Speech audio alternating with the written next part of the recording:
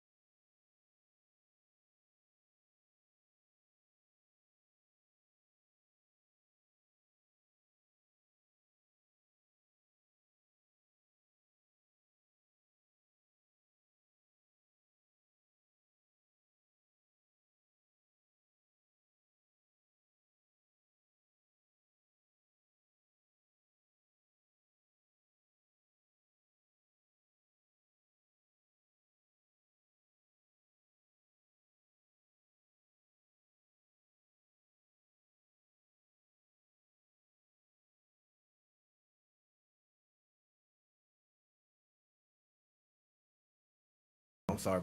Wait a minute. All right, let's try this again, folks. Okay. Because I don't think they heard us. Rewind it. Rewind. Let's do it one more time. The platform sports talk show, your boy Smooth. And once again, he's back. B. Baker. B. Baker. What's going on, y'all? When it's about sports, it becomes our business. And business just picked up. All right, so we apologize, y'all. Y'all couldn't hear us earlier. I had the thing on mute still. Don't know why. Yeah. Probably because I'm like excited because we have an incredible show. Yeah, we got a good one today, man. And when I say special, yeah, I mean special. Special. We got it. Go ahead and get back to this other view. There we go. Yeah. So, man, like I said, for those who didn't hear you earlier, what's been going on with you? Oh, not much, man. Like I said, just trying to keep everything together, man. Just trying to start my business up and everything like that. But other than that, been staying in the house, man, moving and all kind of stuff been going on, man. That's what's up. That's what's up. Watching old games like they live. Right. So for those who are not aware, because I always show love to him and trying to get some business as well, even though he got his own thing going. Yeah. But just let everybody know real quick what you do. So I got a landscaping business mainly doing lawns right now. Actually, one of my guys that's going to be on the show, I just picked him up, taking care of him. He'll let y'all know how good I am, you know what I'm saying? But but I got a lawn care business, man. Like I said, just trying to get that off the ground. We've been doing it for 4 years now, and every year has been progressively getting better, slowly but surely. So that's cool. And you was telling me earlier that you're getting to a point where you have guys who is now able to be part of the team. Yeah. So it takes a little more pressure off you to get things done as well. Yeah, trying to step into that boss mode where I don't even have to be there no more. Right. You know, so we'll see, man. But Lord bless him, man. Everything been going good, man. Yeah, that's definitely like you said, the boss move. Yeah. So you can go ahead and just be like, hey, make sure you hit this house up. Right, there you go. Right, there you go. Cut the check. Right.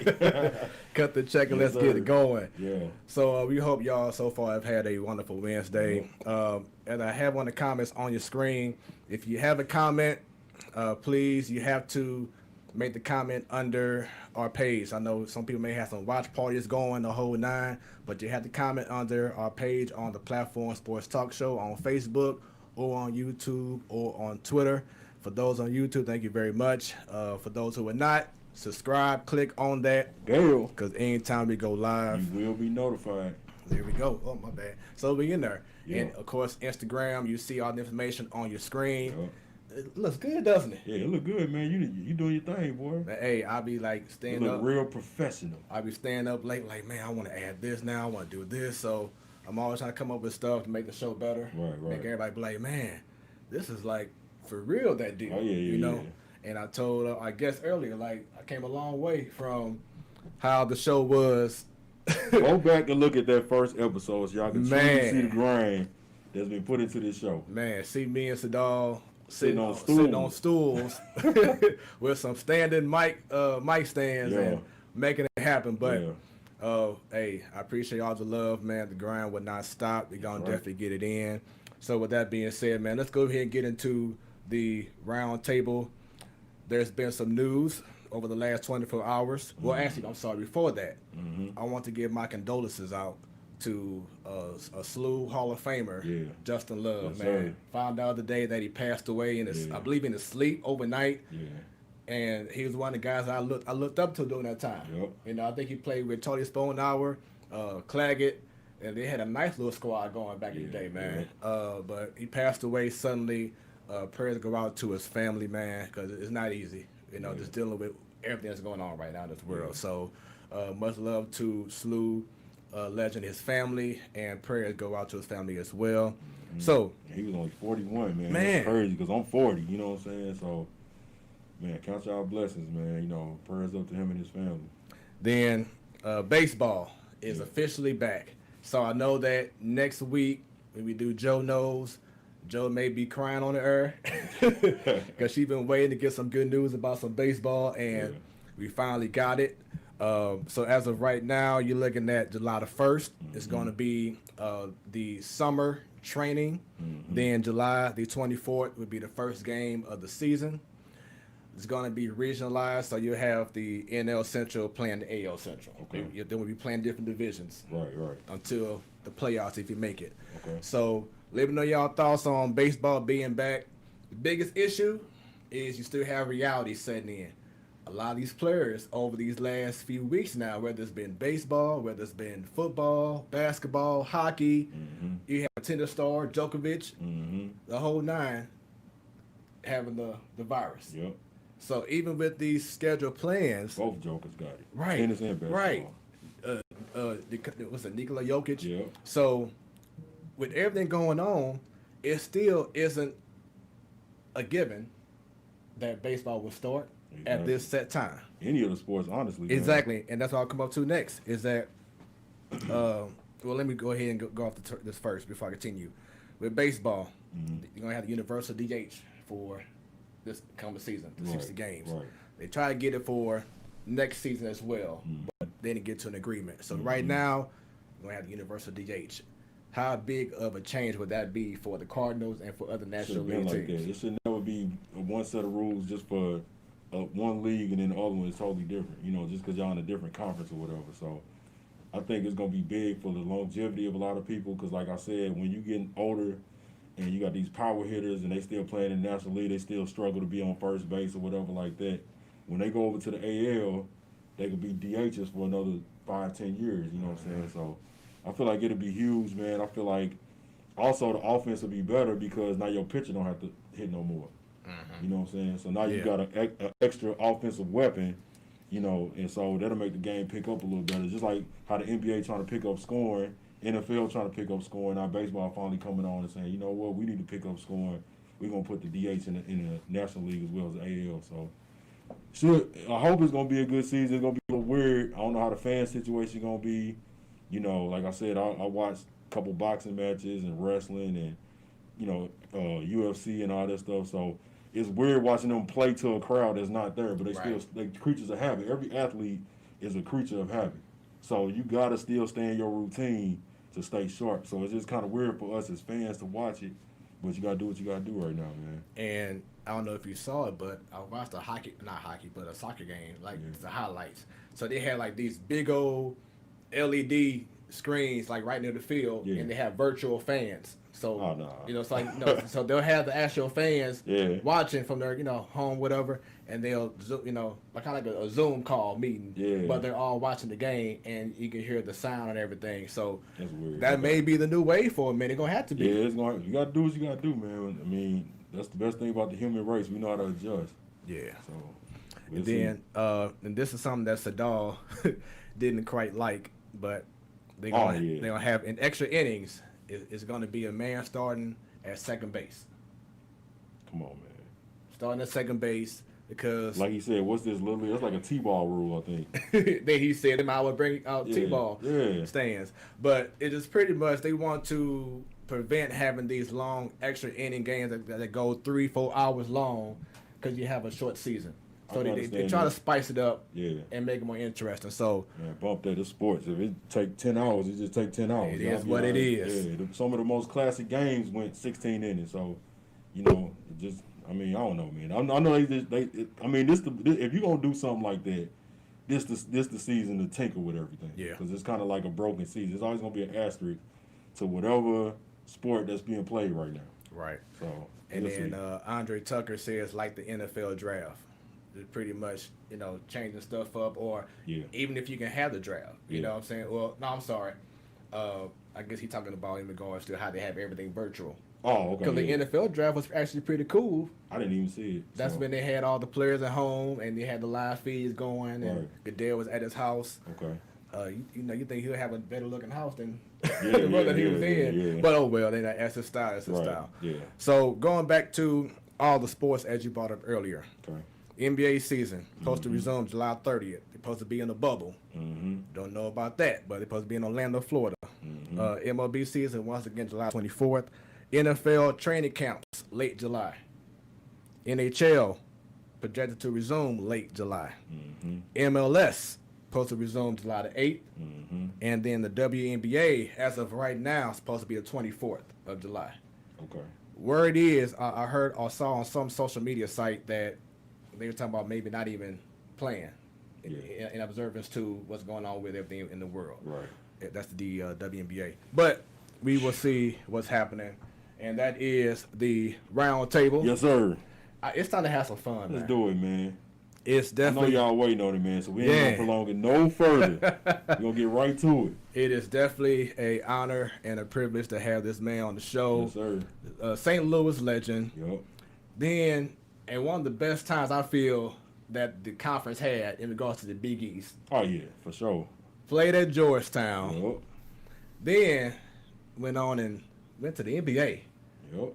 For a couple of years and did his thing. Yep. I believe it was 7 years if I'm correct. He'll correct me if I'm wrong. Right. But without any further ado, y'all, we want to go ahead and bring this man on to the show. Jahadi White. Yes, sir. How you doing, brother? Hey, man, thanks for having me, man. I'm doing great. Yes, sir. Man, it's definitely a pleasure having you on the show. How things been going with you, man? I'm good, man, because, with everything going on, like, we up in here like Mad Max right now with these, on the Thunderdome with these masks on, but you know what, we making it happen. So, That's right, dog. so I'm good with, considering everything going on. Yeah. Right. Family's well. Yeah, so we have, my bad, y'all. Y'all shouldn't be seeing that yet. Stay back. Stay back. I'll bring y'all in. I was trying to tell you your leg was showing. I wanted you to kind of scoot back a little bit more so they can't see your leg. But Got some surprises. right, we got some surprises a little bit here. So we're gonna have a little fun on the show tonight once again. And so what have you been doing right now, Jahadi? Well, I coach high school ball as well, and then I have my own company where we do primary care and sleep centers. So we have a chain of those around. Just being an entrepreneur, raising three boys, making sure they have an option to, take advantage of whatever they want to, and just enjoying life. That's what's up. And I see that your son is he hooping right now? Yeah, I have three of them. All three of them hooping. My oldest son is in a prep school up in New Hampshire right now, really doing well, getting a lot of looks from coaches. And he had a chance this year, first year, with AAU ball to play with in the Adidas Gauntlet Gold with the Massachusetts Rivals, which was a big move. That's what you want as a parent, to have your kid on that type of platform. So. No pun intended, right? Once again, this is the Platform Sports Talk Show. If I can have you put your mic up just a little bit higher for me. There we go, so everybody can hear you good. Oh, and also, I'm sorry. See where it has back on there? We're gonna turn it the other way around. The mic? Yeah. There we go. And see where it has audio techno. You want to talk, Oh, come on, look at side. that. There Okay. we go. All Now right. everybody can hear you clearly. Now my technician up in here. Uh-oh. You need me to work the lights too? There we go. We're gonna add some more jobs right now, 2020. We ain't stopping people. I have a disco up in here. I see a DJ standing over there. There you go. Hey, you got it going over here, man. I come down this place got everything. It's a straight party and a getaway. Yeah. That's why it's called the getaway, y'all. But yeah, so let's go ahead and take it all the way back, man. To when you know how they had on The Last Dance, they had these 1998 to 1972, whatever. So we're gonna take it all the way back to when you was a little kid, man, and let everybody know, when did you develop your love for sports? Well, I developed my love for sports more because everybody around me loved the game of basketball. My first time playing any type of organized sports was baseball. Yep, in Baden. I played for Baden area. Okay. Baseball. And then my uncles, man, they lived in my neighborhood, so they kind of lived all around me. If not, they didn't live too far. Some live in Riverview, some live in North Side, like in my neighborhood. And they'd get together. One of them had a minivan, and you just pick up everybody. And we go to all the parks all around, the blacktops all around, play basketball. So that really helped me be able to just develop playing against anybody. One thing about playing on the blacktops is, there's no age group. Right. So you have to learn how to play against grown men Yep. every day until you, okay, all right, this man stopped me. And, one thing about playing against grown men, they hold you accountable too. That's right. And they help you out as well. Right.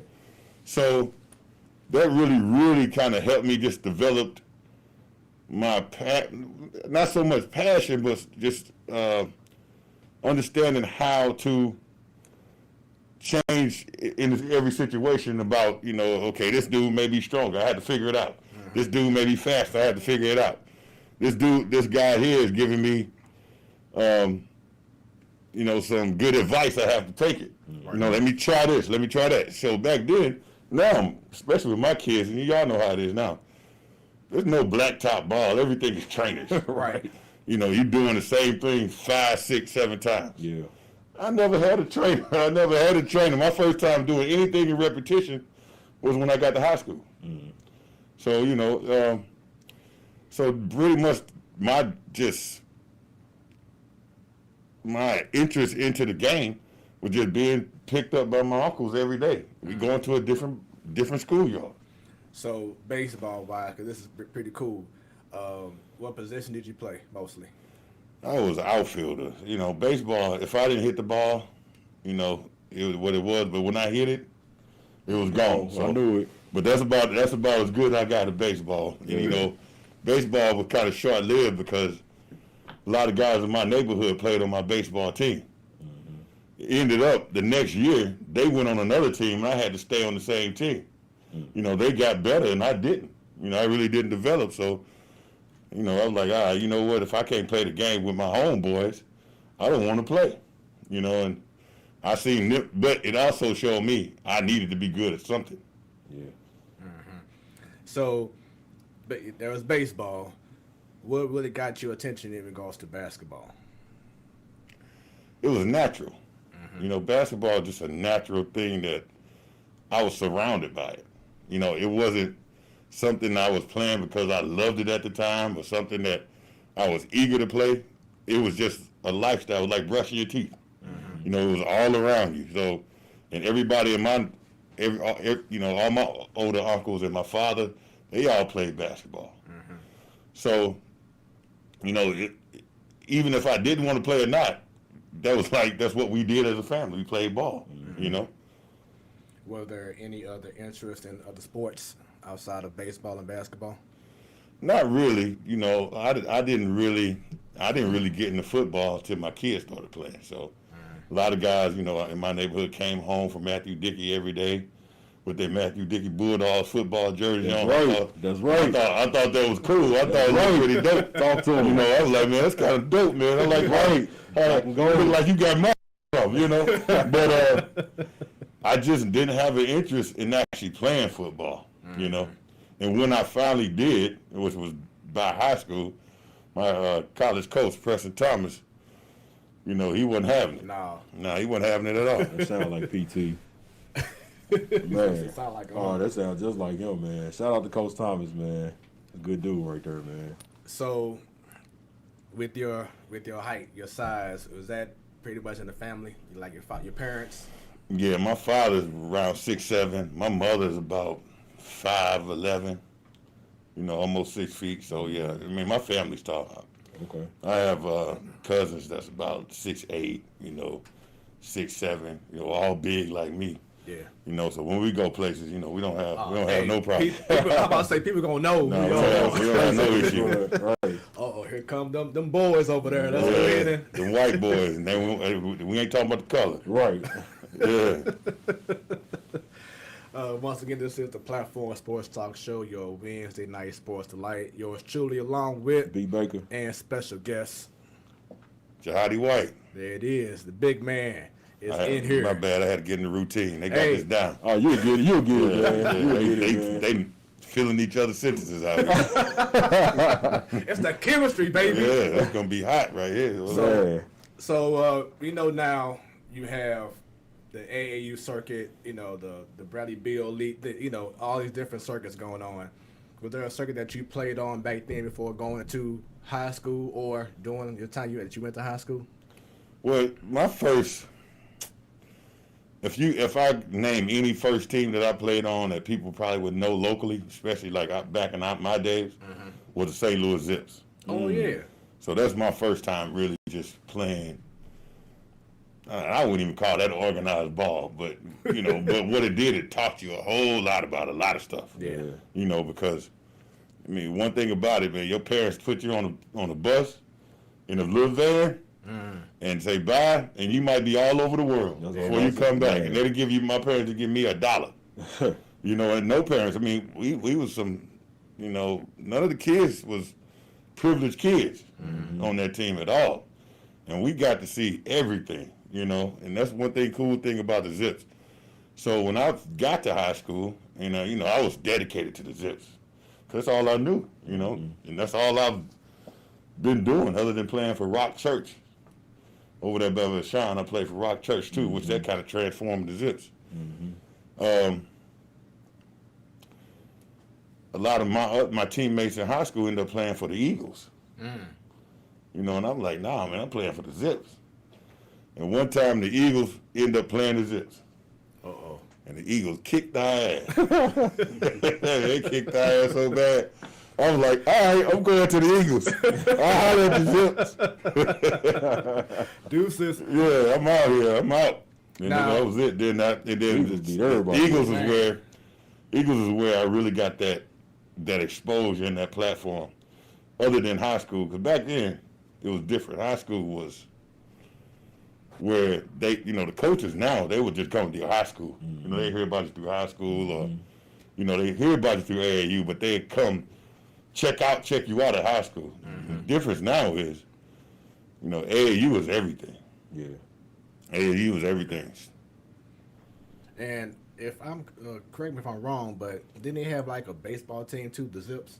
Yeah, the pros. Yeah. Okay, yeah, they had all them different. Yeah, it's called the pros. Okay, The got Zips you. wasn't around by the time we came up, but we heard about them. They was legendary, man. Yeah. It was just the Eagles versus everybody by the time I got in high school, Yeah. man. Them dudes was crazy. So Man. they beat up on us too, Jahadi, straight up. The Eagles, they just ran through St. Louis, man. Say you are not alone. Man, straight up. See if you got a second MJ song. There you go, here. man. Let's get it, man. Cause man, Tucker says, "Yep, no money." yeah. So now since he bringing that up, so with being with the Zips, did y'all have fundraisers and stuff like that? Did y'all have to, you know, build y'all money up so y'all could travel and stuff like that? Or did they just go ahead and take care of y'all? No, we had unlimited resources. Somehow, somewhere. Unlimited resources. Some Italian backing. Right, there you go. Right. But Someone called Ghost. But what they would do is we had these little booklets that before our halftime show, we would have to go out to the arenas and pass out the booklets. Yeah. And you could make some money off those booklets if you wanted to, you know. Okay. Like the little weekly readers and stuff. Well, no, not the weekly readers. What you call that? The programs. Oh, the program. All right, I got you. Yeah, the programs, and you pass out the programs with the Zips program. Oh, okay, yeah. And you know, some guys were selling them for $5. Damn.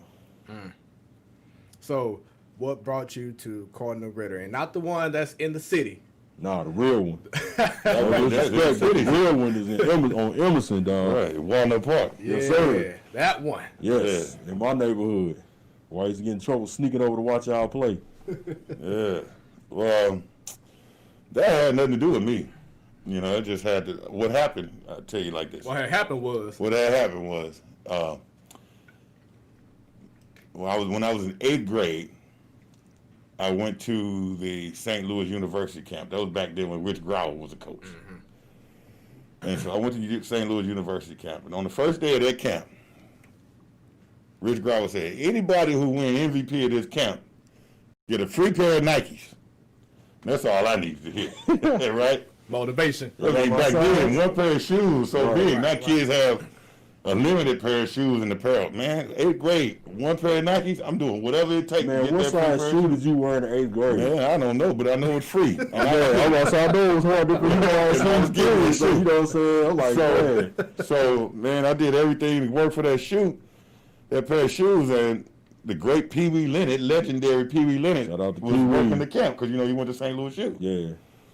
And he saw me, you know, and he did some type of, you know, finagling to get me on his team after a while. And, you know, from there, then, you know, Preston Thomas, I guess he told Preston Thomas about me. Mm-hmm. And some of there, they got with my parents. And then my next door neighbor, well, not my next door neighbor, he lived about 4 houses down from me. Ali, from the St. Lunatics. Yeah. He came down and be like, look, man, your son got to go to school with me. So it was coming from all angles about Cardinal Ritter. Mm-hmm. And, you know, and believe me, and great thing, because I was in Pattonville School District at the time. Great thing, man, that school changed my life. It turned me around, you know. So, you know, if I didn't go to Ritter, I wouldn't have been in the NBA, no doubt. Okay. Yeah. So I didn't get the opportunity during that time to go to Cardinal Ritter and see a game. So, B, I know you said you snuck out and did some things. So just tell everybody how it was going to a Cardinal Ritter game. It was like an NBA game, man. They had a small gym, which was crazy because you got to stuff everybody in there. And so, like I said, just living in the area, man, like I said, we used to hoop at the cage on Thrush, and it was like the blacktop. You know, we go out there and hoop, the whole neighborhood be buzzing about it. You know, Ritter play such and such this week, y'all too young or y'all can't get in.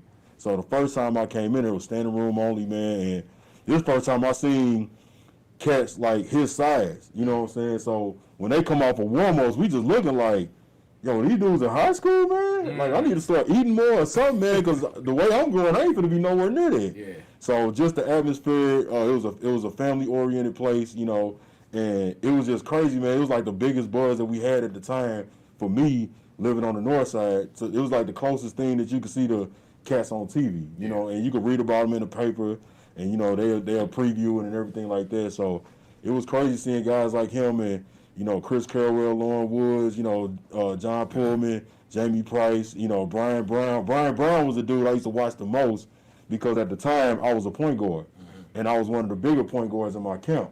And so I used to watch him because I liked his game, you know, and I was like, that's how I want to kind of play when I get to high school. And, you know, shout out to B. Brown, man. You know, I told him not too long ago, I was like, man, you know, I just really watched your game and tried to pattern mine after that and took little nuances that he had and tried to develop into that, you know. But he was, all of them had their own little stardom.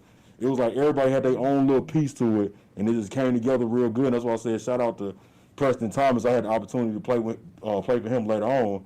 And, you know, I know what type of coach he is. I know, for one, he always going to be, I'm from Gary, Indiana. He beat his chest and say that all the time. He let you know he from the hood. Yeah. So he ain't finna let you come in and do all that little crazy stuff. And he know how to get guys together and motivate them and get you to buy in, man. That's what's up, man. Yeah. So once again, this is the Platform Sports Talk Show. Yes, sir. Shouts out to the St. Louis Trouters watching right now. I'm pretty sure what you got up, Nico Reed watching possibly. Mylan's going on. Everyone who's rapping for the Trouters. Yep. If you didn't watch them on this show a few months back, it was incredible. They had an incredible story. They still doing things right now. I'm not real sure if they're playing any games yet because of COVID. Yeah. But, hey, if you don't know about them, check them out on our previous shows, man. Yep. So before I ask you more about Cardinal Ritter, your experience, man. You have some friends, man, some guys that I don't know how long ago it's been since you've seen them, but they're here, and they wanted to show love to the big dog. So without any further ado, as they come on over to the show, we got John Pullman and Jamie Price. Yes. They also went to Cardinal Ritter. My big bros. Not the one in the city. Not the one in the city, in the real city. Right. That's right. There it is. What's up, y'all? What's happening? Not much. I was saying to make sure. Appreciate y'all coming, man. On such short notice, you know what I'm saying? So, I can hear it. I'm still far away. You gonna slide over? Oh, hold on. No, you good. Go ahead. I mean, you really don't need them. yeah, y'all ain't got mine on no way, so you good, John. I'm good? Yeah, You you don't don't need them for real. right. See, Jahadi work here, man. He know. Yeah, I'm gonna tell you, I'm been working Bad. the lights on. You hear me? All right, so be good, man. So, guys, how y'all doing? Good, blessed. Real good, man. Appreciate y'all inviting me out, especially my homie B. Baker, man. Yeah. So I just wanted to kind of represent my class of '96 Man. and show up. Yeah, appreciate you, man. Show up, show out. We got to get into that, man, because we done brought y'all up a couple times on this show, especially because he went to the V. And I'm like, nah, it was Cardinal Ritter, bro. And he's like, nah, it was the V. I'm like, nah, it was Cardinal. So we've been going back and forth. It was a damn rivalry. Yes, That's what it was. We've been going back and forth with that for a couple years now, man. So now y'all get to set the story straight on my behalf. Let them know how Cardinal Ritter used to get down, man. John, I'll let you talk on it because John put a lot of buckets up for Man, that. oh, you know what? John Before was the John big even man. start, man, it's crazy because we just had this convo, man. John never knew why I went so hard at him at the police league. No, I didn't. He said the police. Oh my God, but that's a legendary league here, man. A lot of people don't know the St. Louis Knights Police League. That's where all the real hoopers came to hoop at, man. And so I knew John from, I think I was like 6th grade first time I seen John hoop. He had no idea. None. So he lace him up, get on the court. They like, ain't that old boy that played for Cardinal? I'm like, it sure is. I got him going. John like 35. John's out there to get some wreck. Me and Willie going. We taking turns almost like Jordan and Pippen did Kukoc. We own him. He like, how these dudes on me so tough? But like I told him, I say, the era that we grew up in, you never went up to somebody like, man, I admire your game, man. You know, you ain't say that. How you say I admire your game is I'm gonna bust your ass when I see you, so you know who I am. So every time this dude played us, we was going in on him. Same thing with Jamie when he came to Forest Park.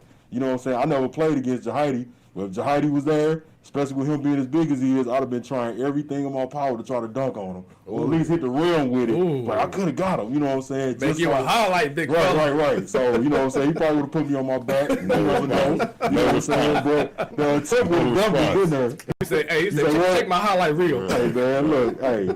So, but yeah, so I'm going to let John go ahead. But it was funny because we just had this conversation like 2 weeks ago, and he's like, he never knew about that. So I'm glad I was able to actually tell him that, man. Well, let's be clear. Brian Baker is a tough guard. First off, Appreciate I mean, it, bro. second off, I was just in that police league, like Brian was saying, just to get some rec. So I'm playing against guys. I'm 35. I'm playing against guys 25, 26. I'm just out there trying not to get embarrassed. You know, because these young guys, they running up and down the floor. They aggressive. They physical. So at that point when I was playing, I just tried to outsmart them, use my basketball IQ. So when I'm playing against Brian and Nico and Willie and all those guys are great players. First off, I was just trying not to get embarrassed. And as far as me and Brian going at it, I never knew why he was going at me so hard. I'm like, why is this dude? He going me for What I do to you? Like, what I do? It was respect. What I do? And don't get it twisted, he was still giving us buckets. Even then, you know what I'm saying? Even when he out there just, you know what I'm saying? Like I told him, I said, I recognize how smart he was. Like, he one of the dudes I've seen that actually know how to be a shooter. Just position himself to always be ready and just get, I'm like, how does this dude keep getting open? Like, I'm on him close. But he know how to set the pick, fade out. He know how to curl, fade out. You know, curl back, backdoor you, this, and that. So a lot of that, even at the age I was at the time, was I kind of seen all this stuff before.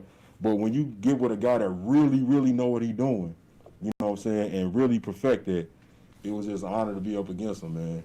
Much respect. I mean, it's the same with, like I said, all these leagues that I've played in, I've always been one of the older guys on the team. So again, the main thing when you're the oldest guy on the team is you don't want to get embarrassed, for one, and then two, you have to gain the younger guys respect. And the way that you do that, you got to go out there and play. Right. And that's all that I did. I never tried to. I always tried to be a good teammate. I always tried to be an example since I'm older.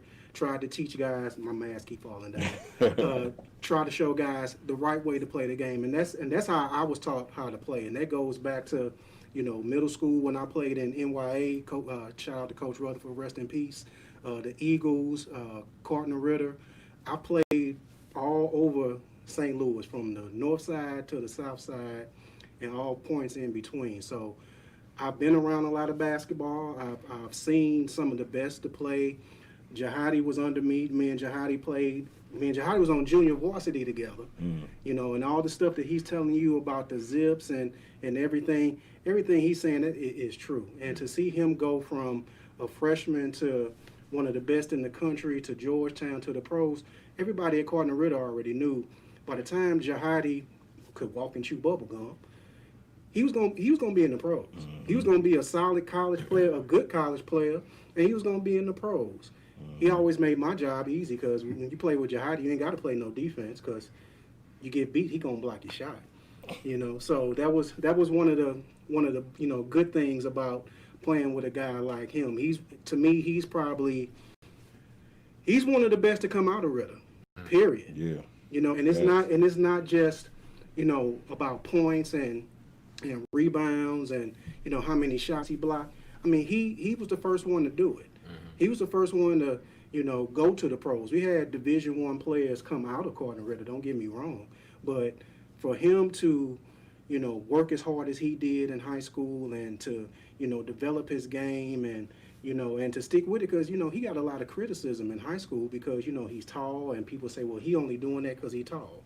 And it's like, no, that man works hard. He works hard on and off the court.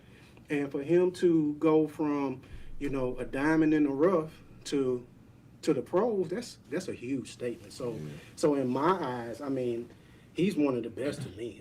It was just an honor just to be out there with him. A couple things here. We have a comment from George. is it George? He says you have to clamp it over your nose. George Lee. George, hey, It's on your glasses. it's on my hey man. Right. You gotta take your glasses up and Hey then put man, it down. I'm probably this is what we gonna do. We just gonna take them off. Right. You ain't gotta see that. As long as you can hear, you gotta look like already. All right, so JAHADI, just hearing what John just said, how does it make you feel that he's calling you one of the best? Well, John got to, and he know this. John got to realize this. I was under him. He was my vet in high school, pretty much. He knew the ropes. So John pretty much helped me out a lot, and he was kind of one of those. He didn't say much, but he was always that leader that we needed on the team. He was that lead by example type of guy. And he was probably the hardest worker in practice. Very good player. Could shoot. And like he said, he knew the game in a science form. He's not going to try to, outwork you or try to play the fanciest game with you. But you look up, John had points on the board. Sure do. And so he understood that, we call it that old school game now, to where, he working harder, not smarter, working smarter, not harder. So, one thing about John is when he talked, I listen, when he was like, look, man, cut here, you need to do this, this how it goes here, I'm listening. And, he was a big part of, getting me to where I needed to go. And one thing about Cartner Ritter was especially with basketball, as a family, we wanted each other to go far as we could, and we pushed each other as much, and we got in each other's butt, and we motivate each other. So when anybody out of Ritter made it, we was happy. When I saw, and it didn't start with me. It started with Julian and Smokey and those guys. Oh man, you know what I'm saying? So when I came to Cartner Ritter, I'm like, it wasn't like, okay, I'm the big dog here. It was like, shoot, man, I got to follow these guys. Yeah. These are major players. And you watch those guys play, you like, and I'm a freshman, and I played on JV and I played on varsity. I'm like, man, I can't do what these guys do. I can't. I told my mom, like, there's some amazing athletes jumping out the gym, you know. But what it was, I had to realize, like, Coach Preston Thomas will get it out you, you know, and you can't just be a coach. And he was never just a coach. Practice after practice, times when we didn't have practice, moments, you got to be a developer and a coach. I mean, he would spend as much time with the team as just as much time with me individually. You know, and I'm like, man, I got to work twice, practice twice a day, JV and varsity practice. Damn, man. You know, so, and did I like it? No. But did I need it? Absolutely. Because he knew where he wanted me to go before I knew where I wanted to go. You know, and he was like that with all of his players. And one thing about all his players, he loved them to death. It was tough love, but he loved them to death. And his whole game plan is, when you leave here, you're going somewhere. Just rolling off of what Jahadi said, man. Tom was a developer of young men. You know, him, and not to do with basketball, but Cardinal Ritter, period, rest in peace, Mr. Leon Henderson, they set the stage for us to be young men and who we were. When I got there, the stage was already set. I wasn't even playing, like I just told you, until my senior year. Jahadi was the big dog. I remember he was on crutches when I got there, man. Everybody was just talking about what we was missing in the shooter, you know, in Pullman. But I want my folks from my 96 class to go ahead and chime on in. So I got my homeboy who about to go ahead and call in, if you can plug that on up. Just a hooping tip. I know B. Baker, by the time I left the Ritter, I had to carry that pride with me. Yeah. Like everybody else was out of town. Y'all was getting it in the league and all that stuff. So I had to rap with my chest, you know, where I was from. And people know me around that. And then I seen John later on in the police leagues, and I told him who I was. That's my guy right there. He just called on in. All right, so. We want to pay homage out here, man. Yeah, you know man. what I'm saying? So Jahadi, we have a surprise for you, man. We have someone on the show who played with you as well. He went on to go to Duke University, starred for the team. He got drafted by the Spurs, played overseas. Then he coached for Duke as well, also with Marquette College as well. So without any further ado, everybody, we have Mr. Chris Carwell on. Yo, Chris Carwell, how you doing, man? What up, fellas? Heidi ho. What's up, baby? What's up, Cat Day? Triple A's What's going on, man? Ain't nothing. Had to tune in. What's going on? I appreciate you, man. I appreciate you. Nothing much, man. We just talking about that Cardinal Ritter legacy and how it built us. Yeah, man. No, it did. It most definitely did. And, you know, when I think about the time, you know what I'm saying, Tom, you know, Preston Thomas, of course, I know y'all probably talked about, you know, our high school coach, and then Julian, you know, watching guys like Julian and Smokey, you know, before me. But, you know, the guy who kind of put us on the map, Heidi, I always talk about this, was you.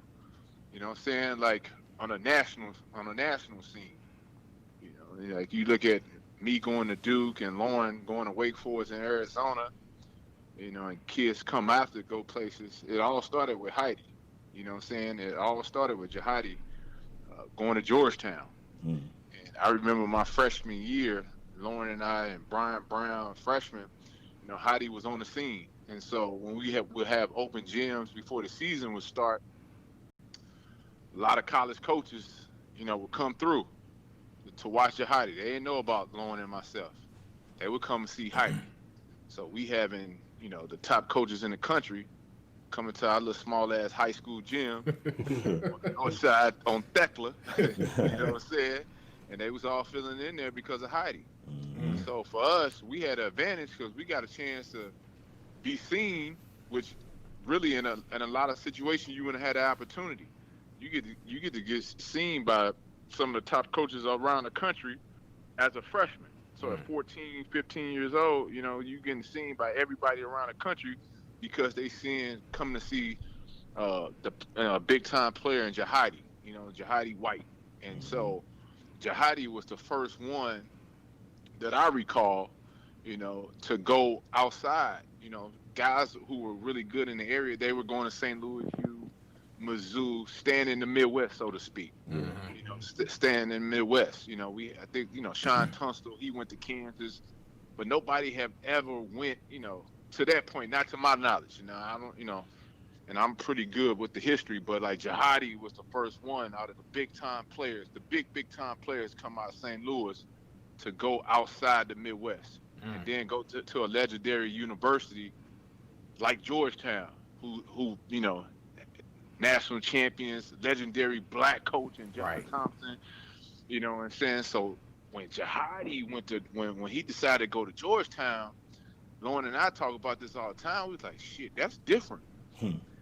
Julian went to St. Louis U. Smokey, started off at Arkansas State and transferred, but JAHADI went to Georgetown. It was like, damn, that's a national scale right there. Right. You know what I'm saying? That's big time. And so we were sophomores when he made the decision. I'm thinking he's gonna stay home. He go outside, and for us, it was like shit.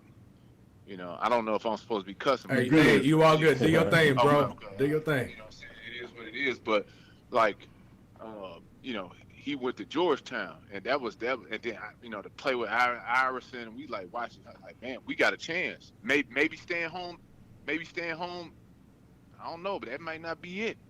You get the local love, and but you never thought about going outside. You never thought about going outside, and he went outside, man. And the reason, really, one of the main reasons why I chose to go to Duke University was because JAHADI chose to go to Georgetown. The reason why Lon Woods chose to go to Wake Forest is because JAHADI went to Georgetown. He was the first to me in that era of big time players to really put us on the map and to really go outside, the boundaries, so to speak, and make it. And so Hadi was the guy, man. So with that being said, and first of all, thanks for being part of the show, man. Definitely appreciate it, man. Means a whole lot to us. Yes, sir. Something that I've always brought up on past shows, because I went to the V. Of course, I didn't play during the time that JAHADI and yourself and Lon Woods played, but my family grew up playing, or should be going to the V, either coaching for the V, etc. And one of my greatest highlights, and I always bring this up, were the best battles in the world was during the Christmas time tournaments at Normandy High School. Normandy High School. Yeah. So between you, JAHADI, and Chris, just from your perspective, let everyone know your thoughts playing against the V, playing at Normandy High School when people would be lined up outside hours before any game. I think back then you had like 2 or 3 games before the main event. Yeah. So let everybody know the hype of playing the V during that time frame and how big it was for basketball in the Lou during that time. Let me say this first. Chris know it. Oh, You somebody gotta realize- laughing. That's all Chris is. Look, let me say this first, man. Chris, out of all the players I've seen come out of St. Louis, and I've seen a lot, and there's been a lot of great players. When I played in high school with Chris, I'm like, I never seen a player like that ever in my life. Ever in my life. I mean, Lauren's great too. Yeah. And Lauren was kind of a late development player. Yeah. I think, it took me to kind of give Lauren some room, me to leave to give Lauren some room, which was good. But Chris, by far, the best player I ever seen come out this season. By far, hands down. I concur. Yeah, let's talk about that. Best out of Ritter. Man, best. Chris, the first person I seen dunk when I was in middle school, when we was at AAA Bush. I don't know if you remember that, but him and Marlo was dunking on that little rim at Bush, and I'm like, dang, they dunking in middle school? Dang. So, Just to go off what JAHADI said, I mean, with Courtney Ritter guys, we had to play defense. We never played zone. We always played man to man. That was the one, thing with Courtney Ritter. You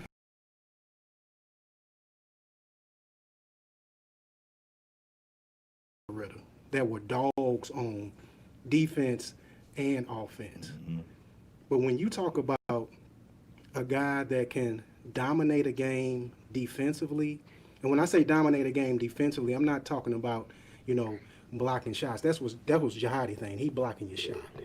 JAHADI, he excellent defensive player, but Chris can guard 1 through 5.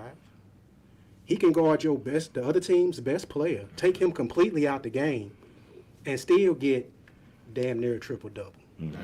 Play both sides of the floor. Play both sides of the floor. So when you got a guy like that, and again, and this is just my opinion, that's a GOAT right there. It ain't about dominating offensively to me. Anybody can get buckets. Brian get buckets. I can get buckets. JAHADI, he can get buckets. But who's that guy that gonna dominate on both sides of the ball? And at Ritter, it's only a handful of them. And you put Chris on your toughest defender every time. You put him on your toughest player. Put him on your toughest player every time. So he has every night in and out. He had a big, big challenge to fill. He had probably the hardest job on the team, and he still come out with 30. And Chris, where did you develop that toughness from? Well, shit, I grew up on the north side, man. I grew up on, going to Fairground Park, what I'm saying, Bryan Hill, inner city, single mom, welfare, what I'm saying? And so, I had to get it, father around, what I'm saying? And so, I had to, that's how I learned, that's how you stay out of trouble. Shit, going to Cardinal Ritter was like, fuck, you hit the jackpot, man.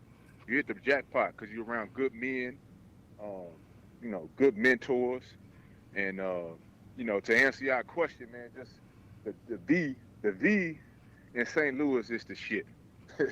You know what I'm saying? Yeah. The Floyd Irons, Anthony Bonner, my favorite player, God bless him, was Sean Tunstall, coming out like, you had Bobo, you had the big time players, what I'm saying, the championships, the great coaching Floyd, the tradition, what I'm saying, but Sean was a tradition. And so, when we started to get on the map, even when Julian, I see Julian and Smokey and them battle to George Clay and those guys, you know what I'm saying, at Normandy.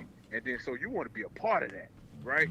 You want to be a part of that. And so JAHADI junior year, I'm a freshman. Shit, those games, man, like you said, they stole, man. And so now you playing tournaments like that. So when you go to schools in Georgetown, you in the Big East playing those games, we had already been there. Yeah. Yeah, it's a like you're on TV, and like it's a bigger scale, probably more at stake. But for St. Louis, the Vashon Cardinal Ritter games, I hate to say I never beat them skunkers, man. I know. Look, that's a one. Look, you know what? And all I accomplished out of my career, when I think about like, damn, I never beat the V. That shit, it irks me. It still, me too, to this day. Hey, when you see you ask a question, I avoided it. Because it stings still to this day. I'm trying to tell you, man, tell everyone about the infamous moment in which Lauren Woods stuck his arm out. Hold on. Hey, I'm a three-way, Chris. Don't leave nowhere. Okay, I'll be here. I'm here. Hold on. All right, so once again, we making things happen right here on the show. We're gonna go ahead and mute. You better not ask that question. We're making things happen. We hope that y'all have been enjoying this show. Yeah. Please follow us. All the information is on your screen right there. So you ain't gotta be like, oh, I ain't know what page y'all. No, you know it. It's right there on your screen. Right down the bottom. Make sure you're on YouTube that you for all y'all out of town viewers, I'm telling y'all, do y'all homework on this man. This is a legend for real. Like, we ain't just saying it because we from St. Louis. This man was getting busy, man. Thank you, man. Especially, I'm talking about JAHADI. I ain't talking about Smooth get busy too. When we talking about JAHADI, and so like I said, my biggest memory, like he brought up the Georgetown era. Yeah. Like that's when the Big East was crazy. Yeah. All right. So now, before we continue on with what B was saying, we have another guest. Yep. the man who I was just talking about that had his arms out to the world and said, F y'all. We have Lauren Woods on the show. Lauren Woods, how you doing, man? Wait, hold on a second. Who said F y'all to the world? I love the world. He done brought up some Vashon stuff. What he talking about? I still don't mention that. Yeah, we talking about JAHADI. He talking about Vashon. I was an angelic like figure in school. Absolutely. Oh, man. Right. That's what we'll go with. Man, hey, so it's a pleasure having you on, Lauren. How you been doing, man? Everything's been fine. What about you? Man, doing well. I heard that you have your own podcast. Is that correct? Yeah, my own podcast called Others Receiving Votes. Basically, just a podcast about the overseas basketball life and what to expect and all of those things. A lot of people. Everybody talks about the NBA and everything close to home as far as basketball, high school and college, but nobody really talks about that the other way you can get your money in the game. And so I felt like it was a good platform to talk about some of those things. That's what's up. And like I told Big JAHADI, no pun intended, that's why it's called the Platform Sports Talk Show. So Chris, pretty much earlier, told everyone who's all watching, shouts out to y'all, about how talented, how great of a player JAHADI is. When you saw JAHADI for the first time, what was your impressions of him? Man, well, JAHADI honestly was, up until the time that I got to the NBA and played Shaq, I had never seen or played with or against anybody who was that overpowering.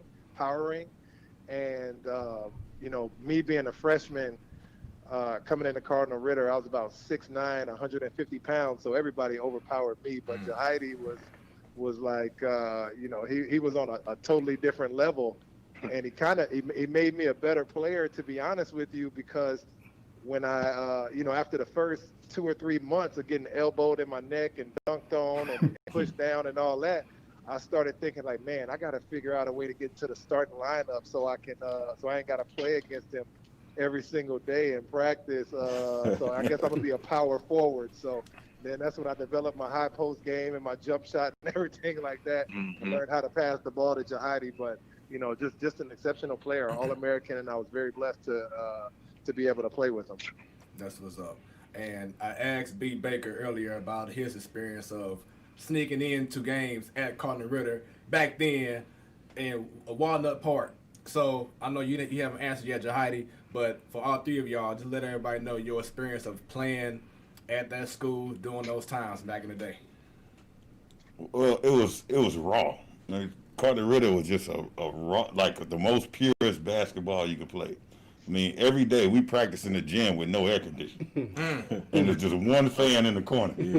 So I mean, this gym is 100, especially. I mean, this gym is hot, and so which pretty much put us in the best shape we can ever be in, and deal with any element. And then one thing about, even though our conference was super light, Coach Thomas would go find, he'd play the best of the best. So we was all over the East St. Louis. We played the Vashons. We played everybody. And he would work our butt off. He made us tough players. He would really push us to the limit. And really make us challenge each other to be the better. I mean, and sometimes, and he had this thing when I first got there, when Julian Smoker was there. He'd make the vets kind of. Basically, if you're not doing what you're supposed to be doing and pushing your practice, they tell you get the hell out the gym. Get out the gym. Kick you out the gym. And so he'll watch you, see if you walk out the gym. That right there, he'll know, okay, what type of player he has, what type of player he got to build. And so, I mean, it was that type of environment. But, those players will also have your back and push you to be the best. And like I said, this was super happy for you, when I saw Julian and Smokey go, Julian went to Mizzou first, and I saw Smokey go to Arkansas State, man, it's like I was proud. I was super proud of them, and it gave me something to say, okay, I can actually do this. And like Chris was saying earlier, about when I did go to Georgetown. That wasn't an easy decision to make because locally, I took a lot of hits for that. You got killed. Yep. Yeah, I got killed for that. Locally. And even still local, the love locally, it's not the same as you would get with the guys who stuck around and still made it from out here. Not until, Bradley Beal and Justin Tatum's and David Lee's, when people finally comfortable with players leaving. But to jump out and stick my neck out there far, locally, they chopped it off. They chopped it off. Yeah. So was it the pressures of they wanted you and other guys to stay local? Well, it was expected. It was expected. It was like, what do you mean having a broader view and going further? No, you don't get to do that. No, stay around. Stay home. That's a slap in our face. Yeah. And they, we love our own. And it's nothing against that. They love like you said, they local players are legends, especially back in our days. Yep. But so to be the first one to do it, that was tough. I'll do it all over again, but and it did make, and hopefully, like I said, it did make it easier for Chris and Lauren to say, all right, I'm doing it too, and without getting as much as backlash. Man, shout out to you for pioneering. Yeah, that, for sure, man. for sure. Yeah. I mean, but you know what? To add to Jahadi's point, which is something I know that if we go back 25 years, some of those representatives and boosters at the University of Missouri and St. Louis, if they really wanted me to stay, they could have dropped off about $250,000.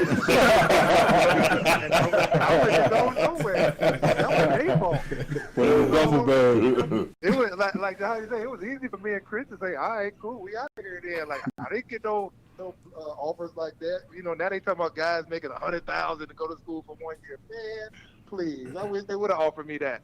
I'd have been right there at Missouri. Chris, don't comment on this. Right. Please don't say nothing at all. Can anyone imagine what SLOU would have been if Jahadi win? Oh my goodness. If Chris alone That was would the have plan, win? actually. I mean, if you really look at it, Julian Winfield, his dad was the assistant coach. Yep. Julian went to SLOU. For a good 4 or 5 years, I mean, it was, and I know I'm missing a few people, but it was a good maybe 7, 8 Division I guys at Carton-Ritter that could have, SLOU could be on the map right now. Yeah. SLOU, back in the 90s, SLOU could have been on the map. They should have recruited Brian Brown. Yep. So imagine what SLOU lost. Now Mizzou eventually got Julian, but imagine what SLOU could have. Look, it was already set up. Yeah, no, you're right. It really started with Kelly Things. Right. Kelly. So if you get Kelly to go to St. Louis U, Jahadi to go to St. Louis U, then you had a gap in between, probably in '95, but then 96, Lauren and myself, you know what I'm saying? Larry too. Well, Larry was with y'all, right? 97. And then Larry, that's what I'm saying. You get 96, then 97. You get, but like going back to my point, Jahadi put us on a national map. Going to the Nike All-American camp, right? There was a top 100 players in the country. To me, I maybe Julian went, but I know for sure. I think Jahadi was the first one to even go to a national camp where you get the best of the best all in one place. And then not only did he go, he performed well. You see what I'm saying? So Jahadi was the first one to be ranked top 50 in the country. What? Coming out of St. Louis? Top 50 in the country? That was like huge, man. That was huge. And so what hurt us is we don't stay home. So Jahadi doesn't stay home. Lauren doesn't stay home. I don't. You got to be real hardcore fans. Like, it's not the love that Larry Hughes gets. And Larry was cold, ice cold. But when you leave the city, you know what I'm saying? You do get a backlash from the local media, and you're not as beloved as someone who stays home. But that's just what it is. We love home, but shit, Jahadi go to Georgetown. You got to it's bigger. You know what I'm saying? It's a bigger platform out there. So you brought up earlier Kelly Things and going to Mizzou. And I know that now Council Morton is trying to change that around. I see what's going on football-wise with Eli Drinkwitz. I mean, he's recruiting like crazy now, getting a lot of these top-tier talent from for football. What was the issue in y'all eyes back then on why Mizzou maybe wasn't as entertaining as going to SLU?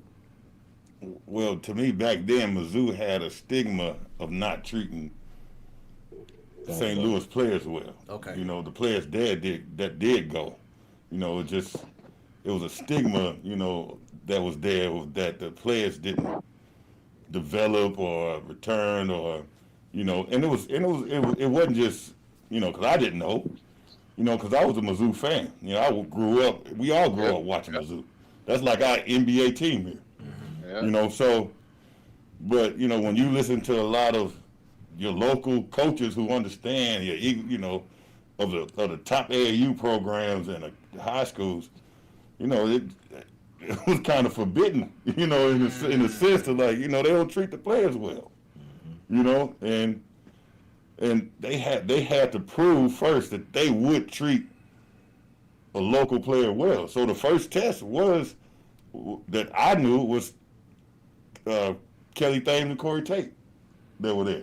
So you had to pretty much watch how was that development. Now, if Kelly didn't get hurt, he'd definitely be an NBA player. You know, guaranteed. You know, so if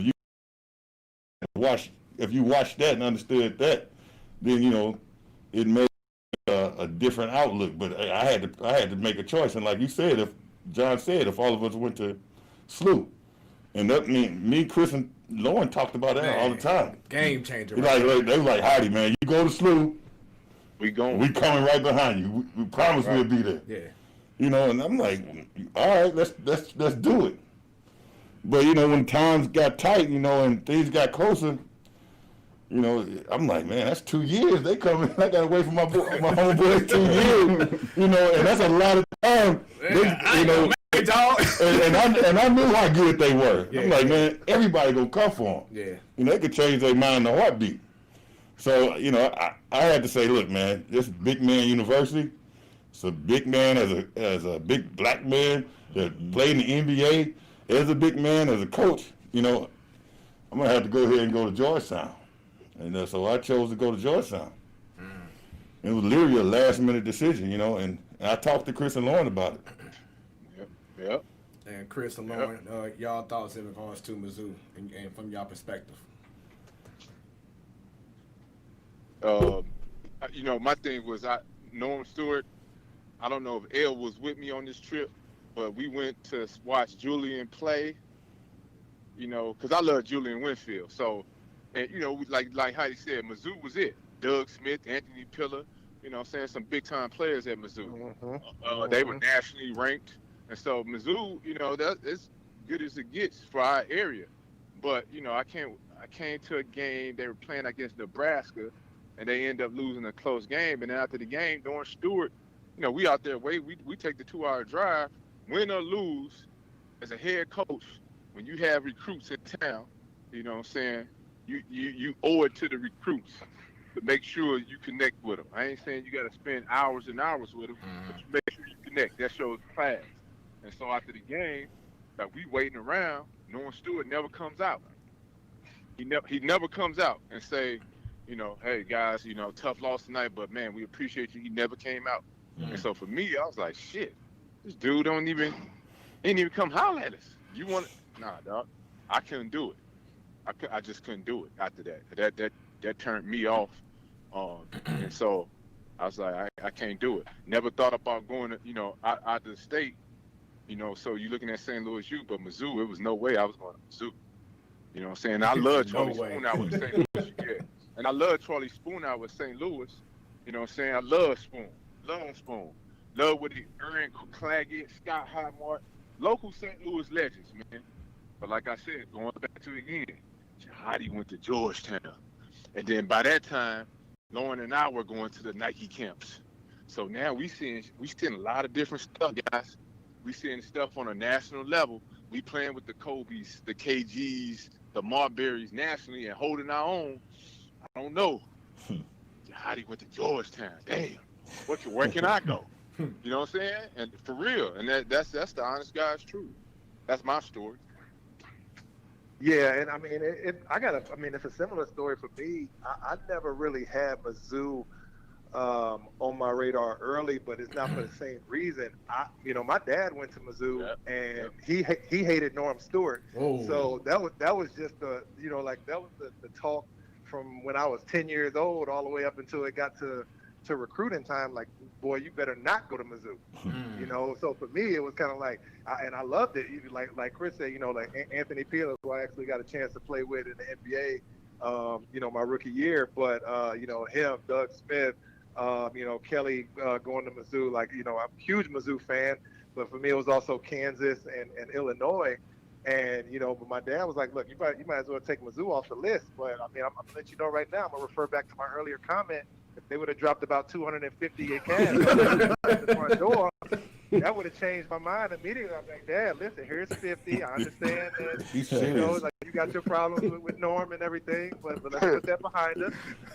You know what I mean? But no, it's exactly what Chris said. Like once we got to a point where we could see beyond just what was in front of us. We could see beyond St. Louis, beyond Mizzou, beyond Illinois, Kansas. It was like, wait a minute, we can go to school anywhere in the country that we want to, anywhere.